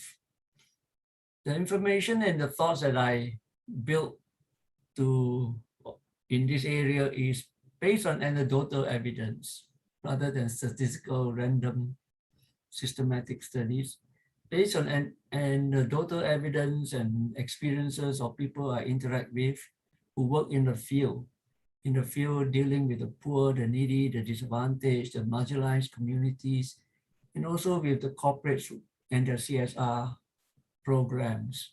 So perhaps there could be an injection of another perspective to this, thinking about what are the economics in delivering and in formulating social protection issues. So the question is, how can we serve the needs of the needy more effectively, more impactfully, more forcefully, and beyond governmental programs, beyond designing blanket policy programs, legislations, which are already in place, as we've heard in the case of Indonesia, and I'm sure in other Southeast Asian countries, pretty much in place. Government programs tend to be administered uniformly. They're based on very clear administrative and sometimes very clear-cut, simple criteria. They're need-based, based on criteria of income. How do we go beyond this? Direct cash transfers, the Cash Plus programs, beyond food programs, beyond subsidy programs. And I think I'd like to take you from Ibu Mari Pangestu to see how we can leverage on technology, leverage on things that are already happening in the social sector, and to come up with what she and the other speakers say, something that are more adaptive and more responsive. So it's basically a reflection on my thinking in all this, based on pretty much working with people who work in the social sector. Can I have the next slide, please?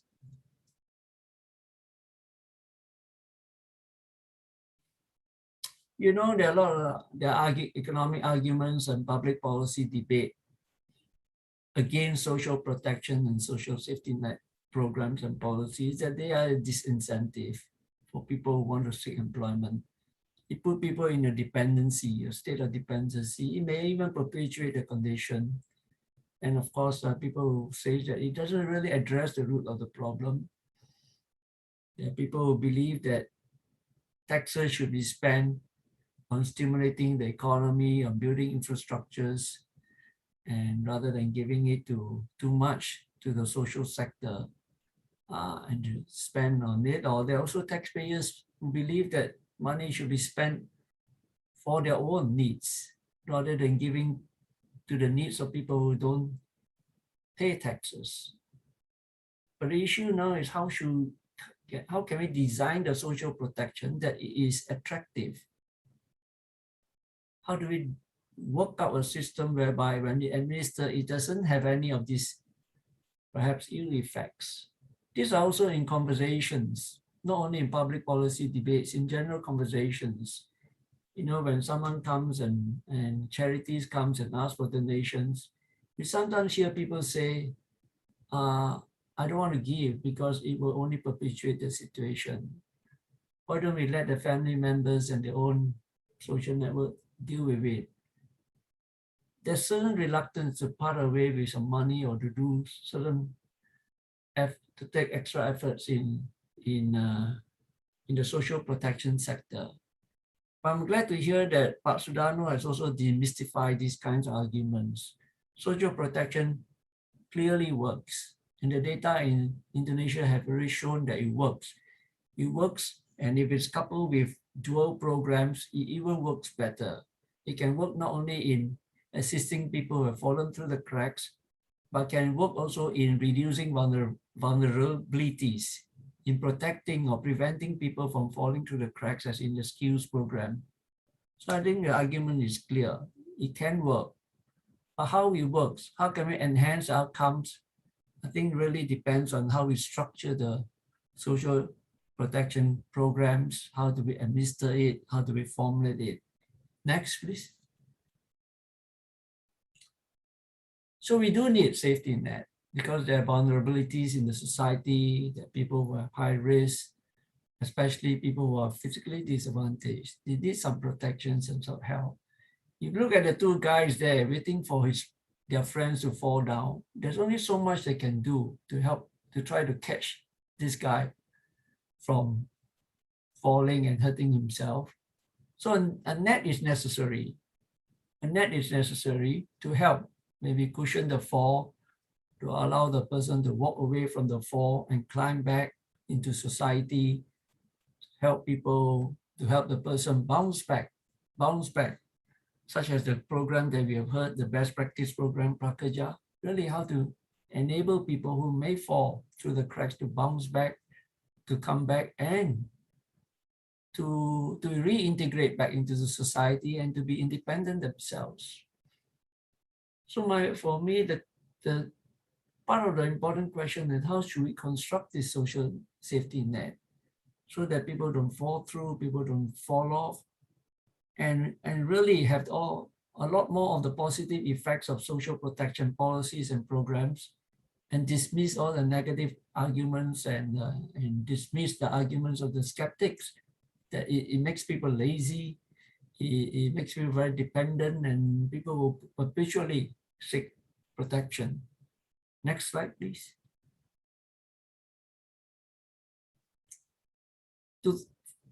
My thinking through this issue of constructing social safety protection programs and nets that really make it work and enhance more of the positive effects and reduces and minimizing the negative effects. And I think we do need to take the counter arguments a bit more seriously, even though the social protection programs do work, but we still need to take the argument that they may lead to disincentives to work, it may make people dependent. As a sociologist looking at the sector, I like to classify that there are two types. And there's always a desire, I think we see it in the COVID pandemic experience, that people and organizations do want to help when they see people in need, when they see people suffering and in misery. But their organizations, they have a lot of resources. The government has a lot of resources and the government has programs. Private businesses, large businesses have a lot of resources. I think they do want to help and they have the resources to help. Some are already doing. Government enterprises, state-owned enterprises in Malaysia, the government-linked companies, and there are positive signs that they are doing more and more work in the CSR, and especially today with ESG, economic, social, and governance requirements, and in fulfilling these principles of ESG, more and more private sector businesses with the resources, government agencies and government-linked companies and state enterprises are trying to do more. They do want to help. And then there's a set of people and organizations that are doing a lot, but lack resources. These are the charities. These are the people I've been interacting with for quite some time, and I work in Sunway University in both the Jeffrey Chia Institute and also in the Jeffrey Sachs Center on Sustainable Development. People who volunteer, who donate, voluntary organizations, NGOs, and especially social enterprises that are popping out. These are people and organizations in the social sector that are doing a lot and very effectively. They are people who know, who feel and understand deeply the needs of the people who are in need, who can somehow craft programs with limited resources to deliver the outcomes that in many cases large organizations are not able to do. And in between, of course, you have foundations and philanthropy who have or backed by sufficient resources and are also doing good work in the social sector. So the question is, what kind of arrangements can we come up with or create so that the safety nets, the safety protection systems perhaps can be weaved in a better manner so that people can bounce back after receiving the social protection programs or have they put into social protection programs.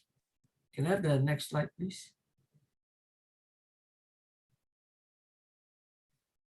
For example, these are some examples of the programs that I kind of exposed to and know people who work with and have volunteered in a small way. The people who deliver food to the urban poor because of their work and the understanding of the needs are able to go into the details and to able to mobilize, in this case, food that are vegetables that are not be able to be sold in the wholesale market or the excesses, but they're all good, nutritious foods. So they are working with people who understand not only that the poor need food, but the type of food that they need. And they're able to customize and provide them with the food that are nutritious, the kinds of vegetables which are fresh, which otherwise would have gone into waste. So it's the ability to mobilize. Even those people working in soup kitchen have a deep understanding of the needs of the people who line up for food, the kind of food they use, and during the COVID period were able to continue the operations despite shutdowns and lockdowns. People who do education and training programs for, we call it the B40, the bottom 40 population in urban poor, are able to design exactly the curriculum, just like Prakerja, design, customize, so that the children do better in schools, and also some vocational training should they want to leave school early, and programs that are, I would say, more motivating, that sometimes is an issue of people not having the confidence. So people, charities, organizations, volunteers who go into these programs increasingly are able to customize, to deliver, and to tailor-make exactly the program that the poor and those in need, in a way treating them as customers. And with the network, with the organization, they can do a lot of other things too. They sometimes also do cleanup works and helps out in the environment. So I think this is the strength. This is the strength, capabilities, and capacity of this sector. This sector, I would call it the third sector of the economy, that should not be overlooked when we are creating, when we are finding ways and means to develop or to weave that social net and the social protection systems to help the poor and the needy. Can I move to the next slide, please? For example, I like to illustrate further the depth of understanding of people working in these sectors, voluntary organizations, charities, and social entrepreneurs, NGOs, and also increasingly the officers of working in the CSR departments of corporations. For example, and this is a sad situation in Malaysia today, despite us having decades of economic growth, income levels going up, per capita income going up. The UNICEF Malaysia study shows that still more than 1 in 10 children in Malaysia have less than 3 meals a day. The charities that I know understand this very well. There are children who go to school with only 1 meal a day. And they understand that if in that kind of situation, the most important meal is a breakfast meal for these kids who have to go to school. Otherwise, when they're in school, they'll be hungry, they'll be sleepy, they'll be tired, and they will not be able to study well and to participate actively in the classroom. So with limited resources, and if they can only provide a meal a day, what kind of meal? And they also understand that in certain cases, in extreme poverty, a meal doesn't mean that 1 plate of rice for each child. It means that one sister to share the same plate of rice to 5 or to 4 other siblings, so all the brothers and sisters. I think we, in designing programs, social protection, safety net programs, like what the previous speakers have alluded to, we need to have deep knowledge and understanding of what is needed. What exactly is a meal? So even increasing a meal from 1 meal to 2 meals may mean very different for people who understands what's happening on the ground. They understand where the poor children live, like what Ibu Mari Pangestu says, that we're leveraging on technology to get the data so that our social protection programs can be designed more appropriately and effectively. But besides technology, I think those people, the NGOs and voluntary organizations and the corporate CSRs and the foundations that work on the ground are an important source of information to enrich our understanding of what is needed, and also I think to enrich the design and the implementation of the social programs and the policies, and even legislations. So the argument here is that we need to have more inputs. I'm not saying that there's no inputs. I'm sure that even in Malaysia, a lot of the welfare departments and all, they do work with NGOs. But I think we need to do more. We need to do more in this sector because we need, it's a socially inclusive protection and program needs to be imbued with a real deep understanding of what is needed on the ground. Okay, can I move to the next step? Next slide, please. So basically my message is, let's look and enhance the cooperations and the collaborations between organizations like the government, corporations that have the resources, they have and a desire to do more, to act through the social sector. I call this the third sector of the economy. It's not just a social sector. As looking at it, as a sociologist looking at the organizations working to alleviate poverty, to reduce misery of people, they actually can function as an important economic sector. They are proven to be very efficient. They are very effective in the sense that with very little resources, they can produce a lot of value, social value, besides economic value. For example, during the COVID-19 situation, this is just one example of social entrepreneurship or social enterprise that were designed to create jobs for single mothers who have to look after the kids and at the same time earn a livelihood. They created sewing jobs so that they can produce products they can sell to corporates and bring in the revenue and income to help them. But during the COVID, they can respond. They started, instead of making the things that they used to make, of course, they start to make the face masks and give it to frontliners, give it to other people who need it. So the amazing thing is those who were in need, who needed help during COVID were the one offering help. These kinds of knowing all this is very uplifting, and it shows the ability of this sector to do things, to be responsive, to be adaptive, like what Professor Mari Pangestu says. We need to create these kinds of programs that are very responsive. And the ultimate test is those people who receive needs, to receive assistance during COVID are the one who are offering, who are doing things to assist others. They are very impactful. And in this sector, we see a lot of entrepreneurship, able to mobilize resources, able to look at people who are short of skills, who need help as assets in the community and turn them into assets to produce things. Of course, when you produce things, you become a productive sector of the economy. And because of the rise in income and ability to self-finance their own needs, I think they are also putting increasing demand in the increasing consumption in the economy. So perhaps we can start looking at them as a very important third economic sector, even though most of the activities were created to meet social needs.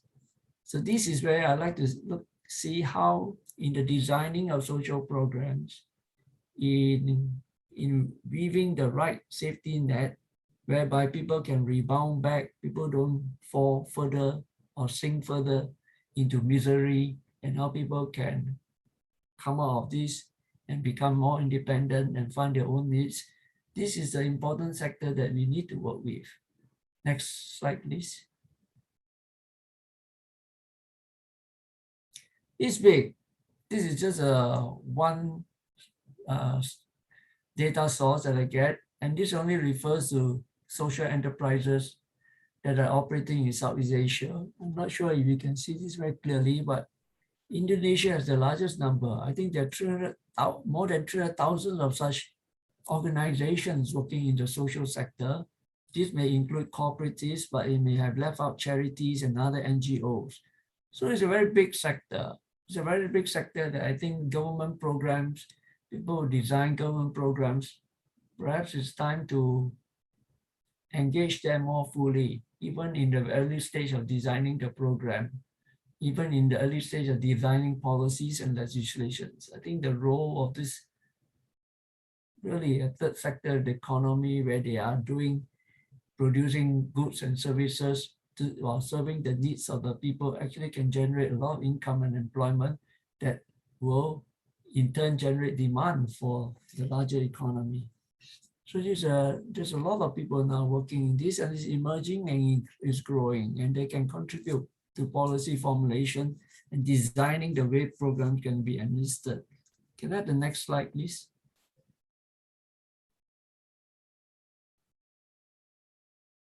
So just to reiterate and to repeat what I've been saying, that the people organizing and organizations, the social sector really understand. And increasingly, they're able to articulate the needs of the poor, the disadvantaged, the marginalized and the vulnerable people. How do we operationalize the concept of social inclusion? We want the needy, we want the poor, we want to incorporate their views, their thinking into our social programs. But often the vulnerables are in such a disadvantaged position that it's difficult for them to speak out. They may be in a situation where speaking out might be a disadvantage, might lead to other consequences. So for that, I think those people who work with them, the charities and the voluntary organizations and the social entrepreneurs and advisors that work with them are the ones to be enlisted in this exercise, because they can help articulate the needs of the poor in the formulation of these programs. And that could be the first step to empowering the communities. If you look at this image, I think that little girl in red dress knows exactly what she wants, knows exactly what her needs are. She needs a better home. She needs to rebuild this shed. She needs resources. She needs to get people to help her rebuild her life. Even if it's just about housing. But to ask her to do it on her own is almost impossible. But if the NGOs and the voluntary organizations and all these that are in this field, in this sector, doing these kinds of work, working with her, provided with resources, partnering with government agencies, partnering with foundations, partnering with the corporates in their CSR activities, I think then this little girl will eventually be empowered, will eventually be able to understand her own plight, and will eventually be empowered to find the solutions, articulate the solutions, undertake those solutions, and hopefully able to even mobilize resources to help herself, and later able to help people in the same situation as hers. So it's a stepwise process of empowering the poor and the needy through people who have already been working with these groups, and hopefully eventually will lead to really total self-reliance of this community, whereby the social protection and the programs are designed to assist. Next slide, please.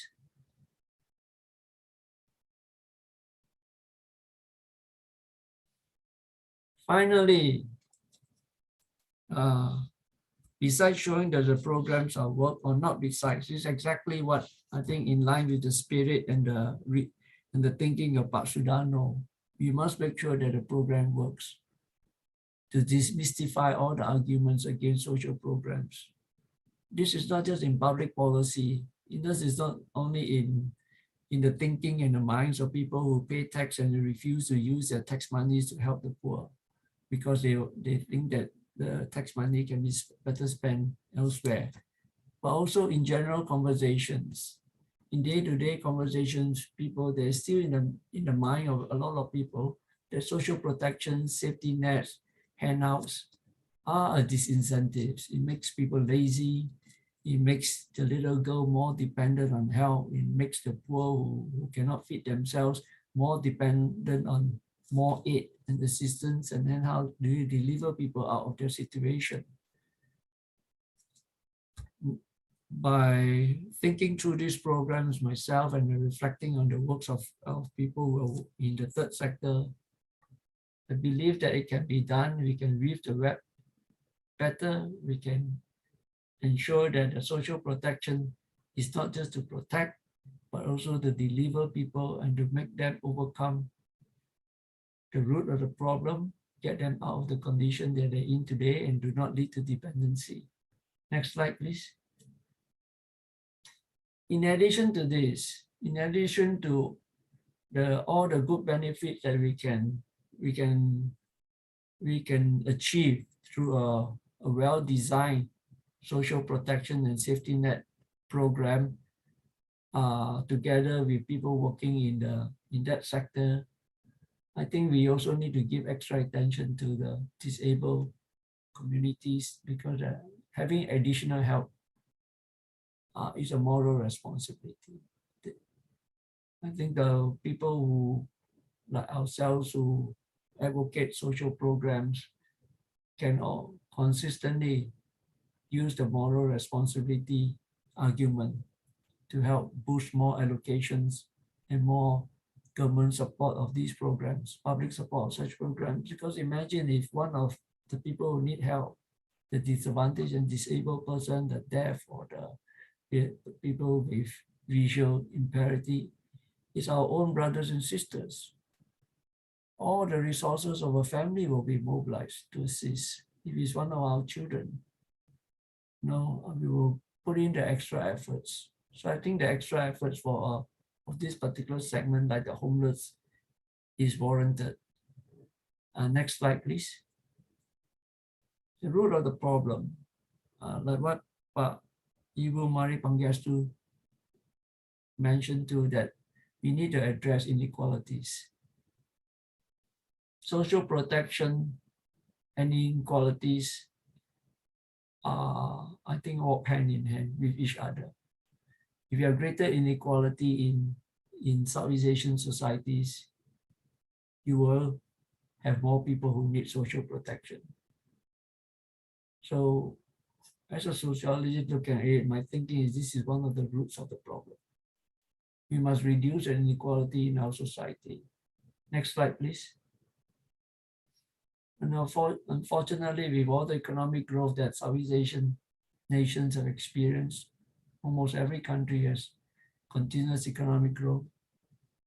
This is a SCAP study, UN SCAP study. I think ADB also has a study on this, and other international agencies also confirm this, that the income inequality in terms of Gini coefficient has worsened in Southeast Asia by 20%. Next slide, please. Yeah. And SDG 10 says we must reduce inequalities, but things have gotten worse. In Southeast Asia, we have regressed. And I think if inequality gets worse and worse and worse, you will have more social protection. You will need more social protection. And even though your social protection policies and programs can be designed in a way that they can have maximum effects, countries will still run out of resources. There's only so much you can do, even though you can take people, uplift people out of poverty or their situation, and then put them on the path of self-reliance and independence. But there's so much you can do if the societal platform itself is getting bad, it's worsening. So this is a serious problem I think we can tackle. And besides designing better and better social protection programs and policies. Next slide, please. There's not much talk about this, and I lament the fact that there's no more. That is almost like has escaped a lot of national goals. But remember the time where many countries, nations, aspire to develop middle-class societies.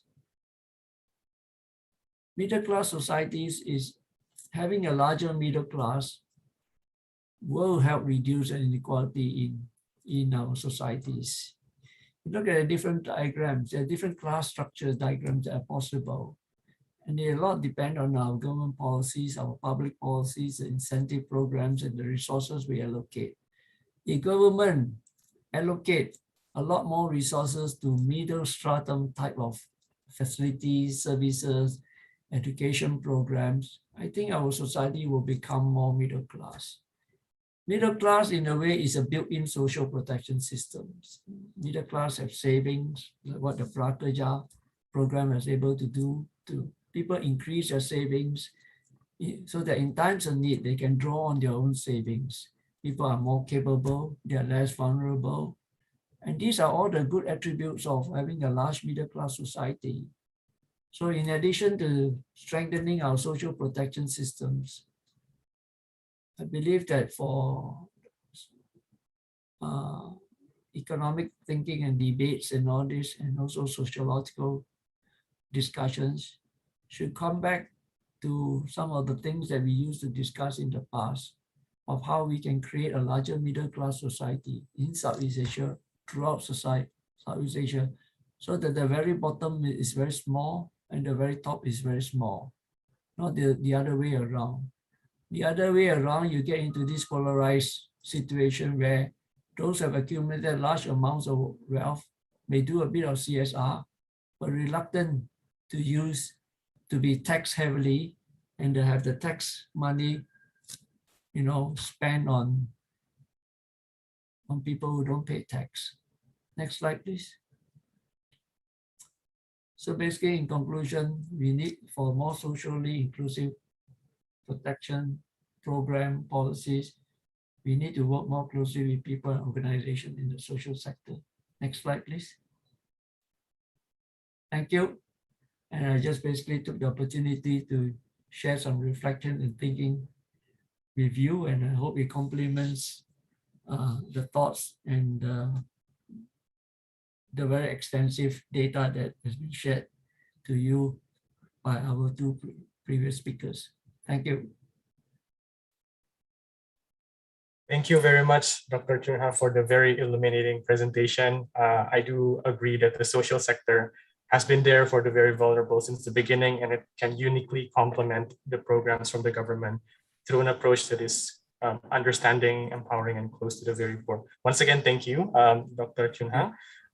Now we will move on to the Q&A session, which will last for around 30 minutes. So I humbly encourage all the speakers to stay for this session. There were a couple of questions already directly answered by the speakers. Thank you very much for that in the Zoom Q&A box, but there are some more that I will be reading out. So without further ado, we will directly start the Q&A session. Dr. Sumarto, Dr. Purbasari, and Dr. Chun Ha. So the first question that is posted here is from Reinhardt from Universitas Gadjah Mada. It's not directed to any one of the specific speaker. The question is, what are the levels of awareness and understanding of the importance and effects of poverty among public service professionals? For example, psychiatrists, judges, youth workers, civil servants, teachers, and doctors. I would allow any one of the speaker, if you would like to answer this question, to directly open the mic. Ibu Budeni, probably, she's been a lot with the government. I have no answer for that, no knowledge about that. So I think I rest to Pak Darno. Right. Okay, maybe we can start with Pak Darno, then Dr. Chun Ha. Okay, Jana, thanks for the question from colleague from the UGM. I think it's hard to know, but from the interaction that we have been, engaging with the local government and also civil servant at the central level, especially, I think they begin to understand about the importance of reducing poverty. And, even President Jokowi himself has committed that we are going to reduce extreme poverty by 0 in 2024. This is 6 years ahead of the SDGs commitment in 2030. This is going to be a very difficult undertaking, but this has to show how committed the government of Indonesia and Dr. also Teguh especially from the leaders. Dean of the And Faculty of even Economics now and the Business. University of economic ministers Indonesia, are also distinguished engaging, guests, as you know, colleagues, Jana, about ladies and this, gentlemen. and even your office Very is good also afternoon to been all of helping you who have us joined in us on this pursuing the virtual social international history that dialogue. Ibu Maripang has I would already like to thank the mentioned. University I of just want to Indonesia. echo what Professor Chong Hang mentioned. I like it very much in terms of, government is only one of the equation in this fighting against poverty. I think we also need to involve, the third sectors.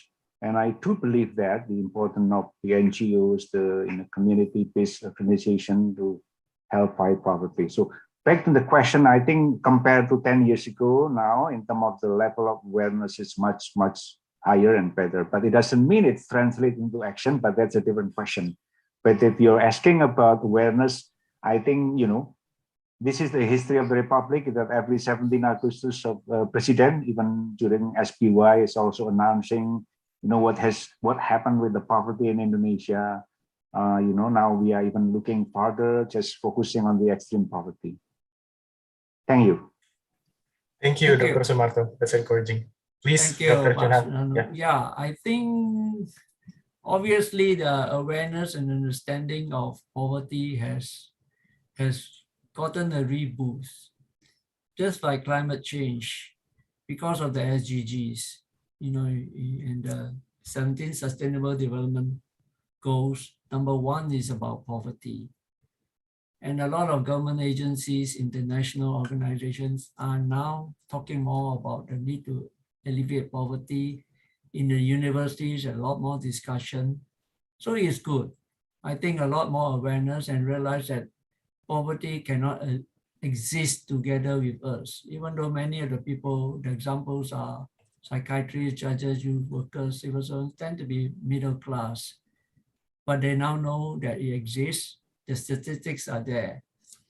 But our deep understanding of poverty has to go beyond statistics. What does it mean? It's often very difficult for us, even ourselves living in middle class society, to get even our children and family members, unless they do voluntary work occasionally, and then they experience it. I think that awareness and understanding of the importance and the effects of what is important is truly important. That's why it's a number 1 SDG, the first SDG, Sustainable Development Goals. But we got to have empathy. So one of the beauty and the good thing about the whole field of social entrepreneurship, charities, and understand voluntary organizations, that there's develop a deep empathy, the meaning and the feeling stays with you. I think it's good to inculcate that feeling even among judges, youth workers, civil servants. And when you have an empathy for the people in that situation, it's always in your mind. So sometimes your programs, you're a doctor, you will treat any person, whether rich or poor. But once you have an empathy, you may want to spend a bit more time, more voluntary work. We do have hospitals in Malaysia, I'm sure a lot in Indonesia, whereby doctors do spend some time doing some charity work, working with people who are poor, who cannot afford. But that is the starting point is an awareness and understanding, not only of the statistics, but an empathetic understanding. And I mean, over time, I think they can even inform programs, because the voice of doctors will be much stronger than the voice of the poor, or even maybe even stronger than the voice of charities. So if doctors collectively, step by step, start to appreciate and understand the meaning of poverty and speak on their behalf, I think the goal of SDG number 1 will be reached much, much faster. Thank you. Thank you, Dr. Chunhan. Well noted on the strategic importance of these doctors, civil servants. So it's very important that they're aware and also empathetic as well. Thank you. So we'll move on to another question. I see that Ibu Deni has been typing some answers. So we'll look at some of the other questions first. Okay, this is a question from Ahmad in Universitas Trisakti. So to what extent does the political climate affect poverty? This is a very interesting question. I encourage any of the speaker, if you want to share from experience, perhaps. Maybe Dr. Sumarto again, from working with the government.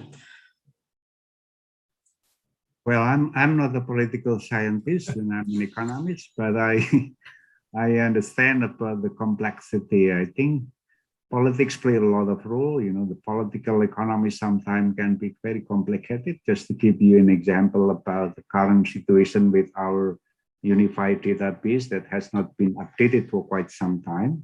Well, we know this is critically important that we know about the welfare status of our society. So because, you know, I think this is common in many other countries also. If you live in America, there is a democratic government and Republican government, maybe in Indonesia similar, and I'm not going to name names here, but I think the political economy is very complicated. So in short, the role of politics is very important. So we need the political leaders and also government who can work together to have a similar platform, because this is our mantra for many years. At the end of the day, you know, how good is your government, how good is your policy, at the end will be judged, will be measured by how good you are in reducing extreme poverty and education. So again, I think that's what Ibu Deni is now working very hard. I know that the program is not directly close to poverty, but it will have an impact in the future in terms of the spillover of this growth, because as I said from the beginning, from the first slide, you know, no matter how good is your social protection, if you didn't have the growth, I think it's not going to solve the problem. Even if you help your poor by those three programs, let's say Kartu Sembako PKH maximum, it's going to contribute only about 38% of their expenditure. It means they still have to work, you know, finding job, you know, working productively, having a good quality of education. I think that's the key. It doesn't respond directly to the question, but the politics is important, play a big role. We need to choose, we need to pick for the upcoming election or whatever, to have a leader who are committed to this poverty reduction effort. To add, Pak Darno, I think political climate is very important to affect poverty. So definitely politics that is unstable is bad for poverty. Definitely all politicians want to see the poverty numbers decline. But in my opinion, we have to be very careful such that we are not trapped into populism, because populism is actually creating another problems. When politicians want to see quick results, maybe their approach is to spend a lot of cash to the people, while it actually only works in the short term, just to mask the real weaknesses or structural weaknesses behind the poverty numbers. So we have to be very careful such that it will not create burden in the fiscal side. So that's my opinion. Thank you, Dr. Purbasari. That's a very perceptive answer, and Dr. Sumarto as well. Maybe since Malaysia has quite an interesting political story, maybe Dr. Choon Han can also share some insights on how that relates to poverty and social sector. Thank you. Thank you. Yeah, I think it's interesting to hear Dr. Deni Purbasari reminding us not to be too carried away with populism, because politicians tend to do that, because in popularism, not only nationwide, you have a presidential system. Malaysia is not a presidential system. So maybe popularism in their own constituencies. People come and ask for things, patronage develop, and then you may design poverty programs just for the sake of getting the votes in election. So I think that is important to note. But on the other hand, we do need to have more MPs, more members of parliament and representatives in the government who would champion the cause of social programs, protections. I think increasingly, you know, the NGOs, charities have a big influence over constituencies. And increasingly, politicians are worried about offending the NGOs. So increasingly, the NGOs, the charities are beginning to voice out that might influence politicians thinking not to neglect the social sector, not to neglect social programs. And I think those working, even NGOs, though they would love to have some cash handouts and to finance operations, tend to believe in longer term social programs. So it's again, they are key to the politics and influencing through politicians influencing the way the government structure and develop the programs. And I hope that in competitive politics, the politician who wins the election are not those who hand out money directly and will buy votes, but those who need to work through the NGOs who are on the ground, who in turn influence the people. In the last election, I saw that happening, and in Malaysia, I saw how influential organization on the ground can be in shaping, maybe not totally the outcome of the election, but enough to get politicians worried that they ought to also say something and do something on social programs and all this besides giving handouts. That's my comment on my reflection on politics at the ground level in Malaysia. Right. Thank you very much, Dr. Chung Hang. It's a very interesting angle to see them as political actors as well, the social sector. So we'll move on to the next question. This is a little bit of a stepping back from the programs and to ask from Sasha, Bandung Institute of Technology, to what extent do families, including extended families, provide the first line of defense against individual poverty? And what are the limits and geographical variation of the support? And maybe how that is accounted in the design of social protection programs? I would like to welcome anyone, maybe Dr. Sumarto again, maybe. All right, thank you, Jana. That's a good question. So the question is, how should we extend the social protection to the extended family and also the geographical reach out? You know, as Ibu Deni also mentioned, Indonesia is a very large country, very heterogeneous, and different part of the country have a different characteristic. But I think the key that the government has been trying very hard is to make sure that everyone, if they're considered to be poor or vulnerable, should receive the assistance. That's why if you look at the numbers that we presented, actually the Indonesian poverty is only about 11% maximum, but the program actually cover up to those in the bottom 30%, Jana.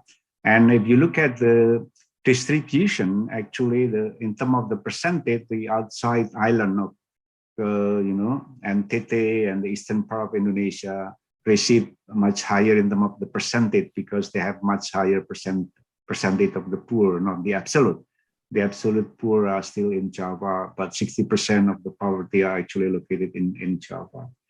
And then I'm not sure if I understand correctly the question, but basically the conditional cash transfer is a program that also covered the families, and also if the families in a household there are one or more than an anggota keluarga or families, actually they are allowed to receive more than one program.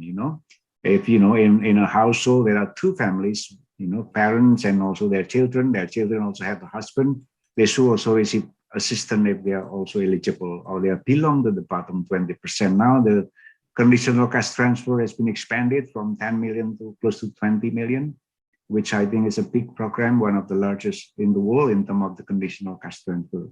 So, cash transfer, conditional cash transfer is like throwing two birds with one stone. So hopefully by investing in health and education, they can cut the intergenerational poverty threat. Got it. Yes.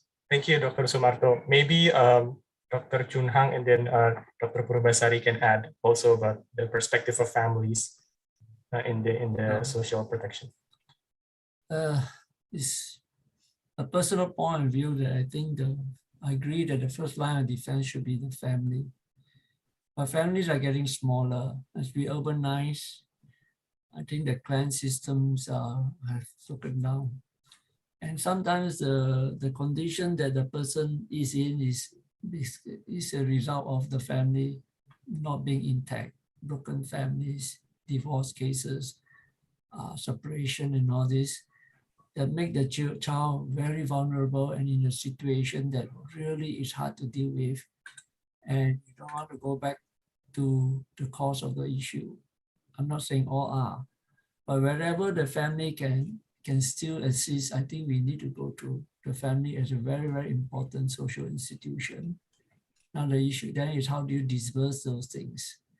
I think the broad programs like what Sudano has stated is important. I think you still need some broad-based programs where some cash is transferred, some food programs or assistance subsidy programs directly sent to the family, and hopefully the family use it to look after the person that usually need. But in addition to that, you got to work with people on the ground who understand the families. And I do believe, and I felt it, that people who go into the families and work with individuals to check on families and try to work with family members, the people in the social service sector, I think even in government welfare offices.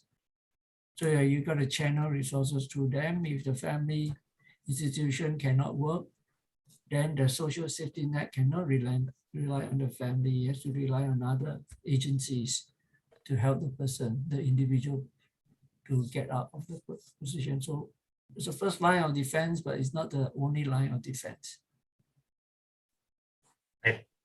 Yeah, I would like to add just a little, Jana, for Sasha.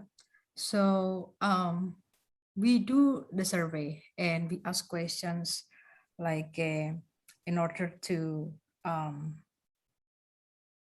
tackle the economic pressure during the pandemic COVID-19, how or what mechanism do you take? And then I believe that maybe if it was not the first three answers, is actually they try to borrow from their family members or from the relatives or friends or neighbors. So they still use some traditional mechanism to cope with the crisis. And when and also to answer your question, I think it is also important to note there is a potential that children or children are sacrificed to work and leave schools, especially in remote area when internet is not there or too expensive, or they do not have laptops or gadgets. During the pandemic COVID-19, we are of course concerned if some children are forced to leave schools and earn money in agriculture sectors or other sectors. So talking about how actually the extended families provide defense or protection to the individual poverty, besides borrowing, we are also worried in cities. They are trapped into online borrowings that basically is the transformation of a loan shark in the digital digital world. So and therefore Prakerja is very important, because Prakerja is not targeting people based on their poverty level. So for example, if Jana apply for Prakerja and you got Prakerja and the incentives, then if you don't need the incentives, you actually can transfer to your family members who need the money and lack of other means to participate in Prakerja. But That's why we need to make sure that financial inclusions are there. Otherwise, you cannot transfer your money to your family members. Having the access of instrument that are enable the people to transfer money quickly with the low cost of transaction, that's very important. That's why we are seeing the Prakerja is actually quite promising because as we see, 27% of the recipients never had bank account or e-wallet account before, but now they do have it. And 92% of them actually choose e-wallet. So never think bank as the solution of financial inclusion because it will be too expensive and too slow to respond to the situations. Thank you. Thank you. Thank you so much, Dr. Purbasari. That was a sobering note, but I think we can all only have faith that concerted efforts from Prakerja, other government programs, the social sector can help with all these issues. So unfortunately, the time is up. The committee members have signaled that we should close the discussion. So we'd just like to thank you, Dr. Sumarto, Dr. Purbasari, Dr. Junghang, not only for the insights, presentations, and answers, but also for all of your actual work in researching, advising, and leading, executing all these social protection programs, all these efforts to help people that are most vulnerable, especially in this pandemic. So thank you so much for that. And with that said, I'd like to give the mic back to the MC. Thank you.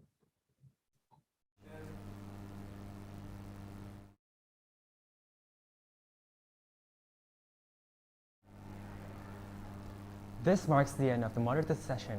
For the next session, we will hear the closing remarks from one of our distinguished guests. But before moving on, we would like to give a token of appreciation to our speakers and moderator. Therefore, without further ado, we kindly invite Faris Rafandi as the Chief Executive Officer of the 19th Economics to give the certificate to all of our distinguished speakers and moderator. Okay. First, we would like to give a certificate of appreciation to Mr. Sudarno Sumarto. Thank you, Pak Darno, for showing us the urgency and profound research around the social protection program in Indonesia. Thank you. Thank you. Thank you, Felix. Okay, continue to our second moderated speaker, Ms. Deni Purbasari. Thank you for giving us an understanding of Kartu Prakerja program, which is one of the prominent social protection program in Indonesia. Thank you, Bu Deni. You're very welcome. And on to our next speaker, Mr. Liang Chung Hang. Thank you, Mr. Hang, for the insightful knowledge regarding the social protection program for larger scale in throughout the world and Southeast Asia. Thank you, Mr. Hang. Thank you. Thank you.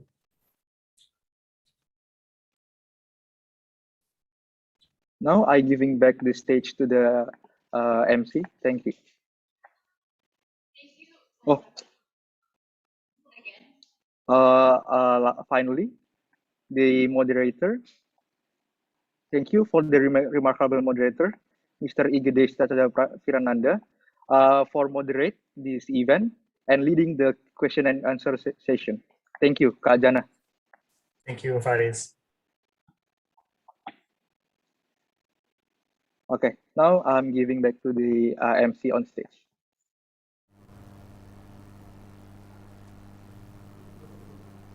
Thank you, Faris Rafandi. Again, we would like to express our most sincere appreciation to our exceptional moderator and speakers. To commemorate today's event, we would like to request our speakers to turn on their cameras and prepare for a photo session.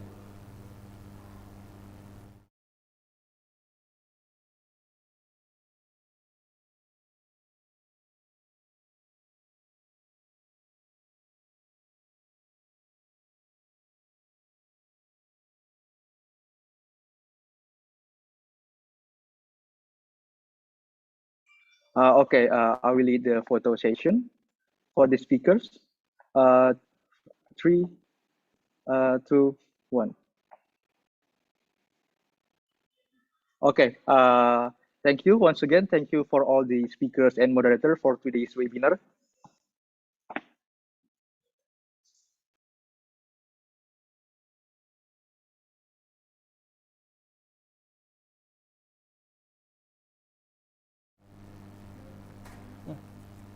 Now, we will hear closing remarks from Mr. Chai Shing-kuo. He is currently the Director and Chief Executive Officer of ICAS, Bishop Institute and Head of ASEAN Studies Center at the Institute. He received his master's degrees in the University of Cambridge and Harvard University.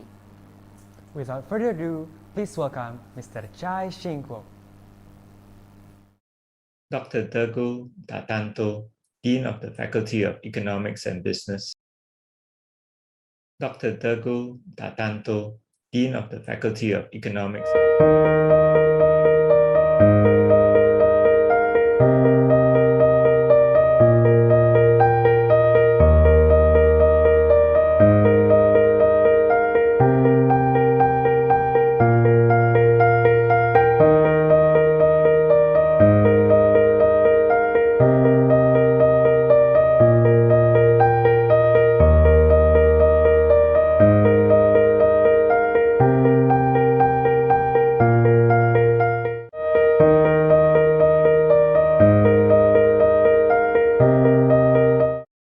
Dr. Teguh Dartanto, Dean of the Faculty.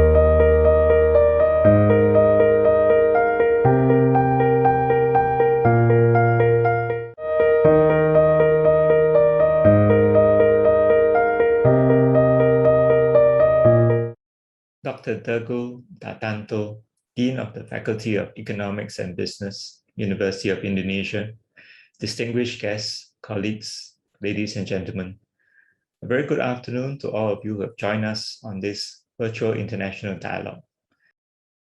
Dr. Teguh Dartanto, Dean of the Faculty of Economics and Business, University of Indonesia, distinguished guests, colleagues, ladies and gentlemen, a very good afternoon to all of you who have joined us on this virtual international dialogue. I would like to thank the University of Indonesia for inviting me to give these closing remarks for the 19th Economics International Dialogue. Let me start by congratulating UE on the successful organization of this event. I believe that many participants, especially students in Indonesia, as well as the rest of Southeast Asia, have benefited from the insights of experts from different backgrounds and enjoyed the opportunity to network with fellow participants. Our institute, the ISEAS Yusof Ishak Institute, pays serious attention to the studies of the political, economic, and social-cultural dimensions of Southeast Asia. We believe that this diverse and dynamic region in the world, of which Singapore is a part, needs to be better understood if we are to be a secure, prosperous, and dynamic region. The theme of the event, which all focused on strengthening the social protection systems to improve the well-being of the people, is a very important policy issue for most, if not all, nations in Southeast Asia, and also in the rest of the world. As we all know, the COVID-19 pandemic has adversely affected the well-being of millions of people in this region. The social protection systems of countries have been subjected to unprecedented stress, given the increased pools of vulnerable people, especially those in the informal sector. During this period, Policies and strategies related to the social protection are vital in ensuring that as many people affected by the sudden loss of income and livelihoods as possible are protected as part of the mammoth task of alleviating suffering. I'm confident that this event has enriched our understanding of the poverty dynamics during the pandemic and the challenges of the underprivileged people in Southeast Asia. We also learned more about the structural weaknesses in the existing social protection programs within Southeast Asia. Learning from the lessons and policy recommendations discussed in the regional and country studies presented in this dialogue, we can conclude that there are no ideal one-size-fits-all policies to provide the necessary social support to the different populations. Every country needs to carefully design its own social protection program based on its needs, capacities, and resources. The goal is to maximize the outcomes from limited resources to ensure that the maximum number of needful and vulnerable people are adequately helped.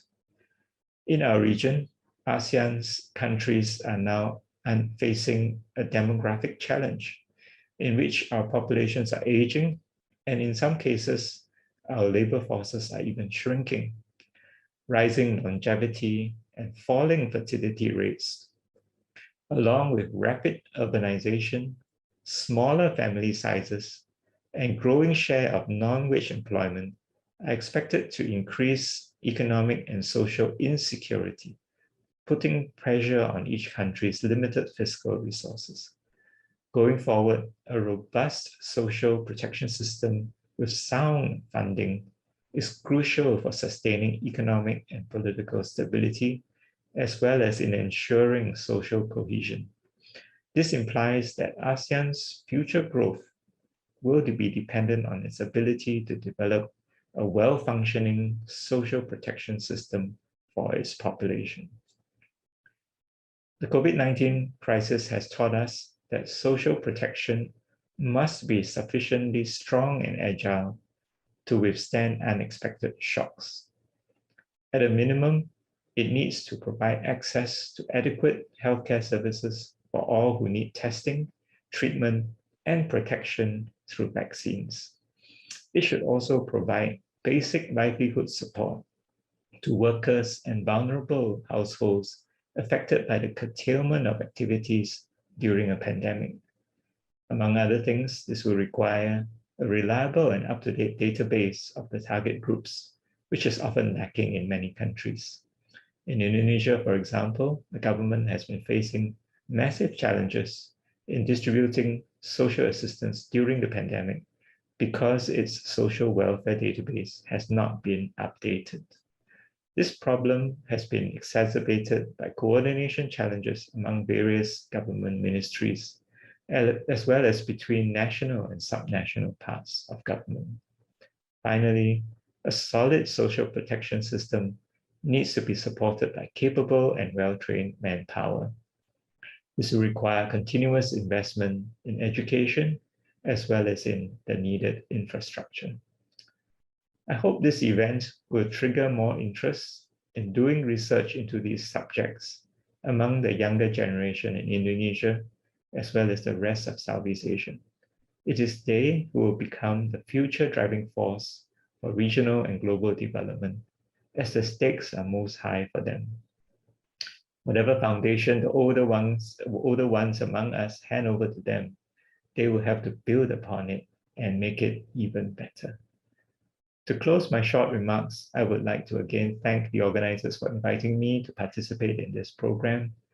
My institute and I consider it a great honor and privilege. Finally, let me wish everyone else an enjoyable evening ahead. Thank you very much.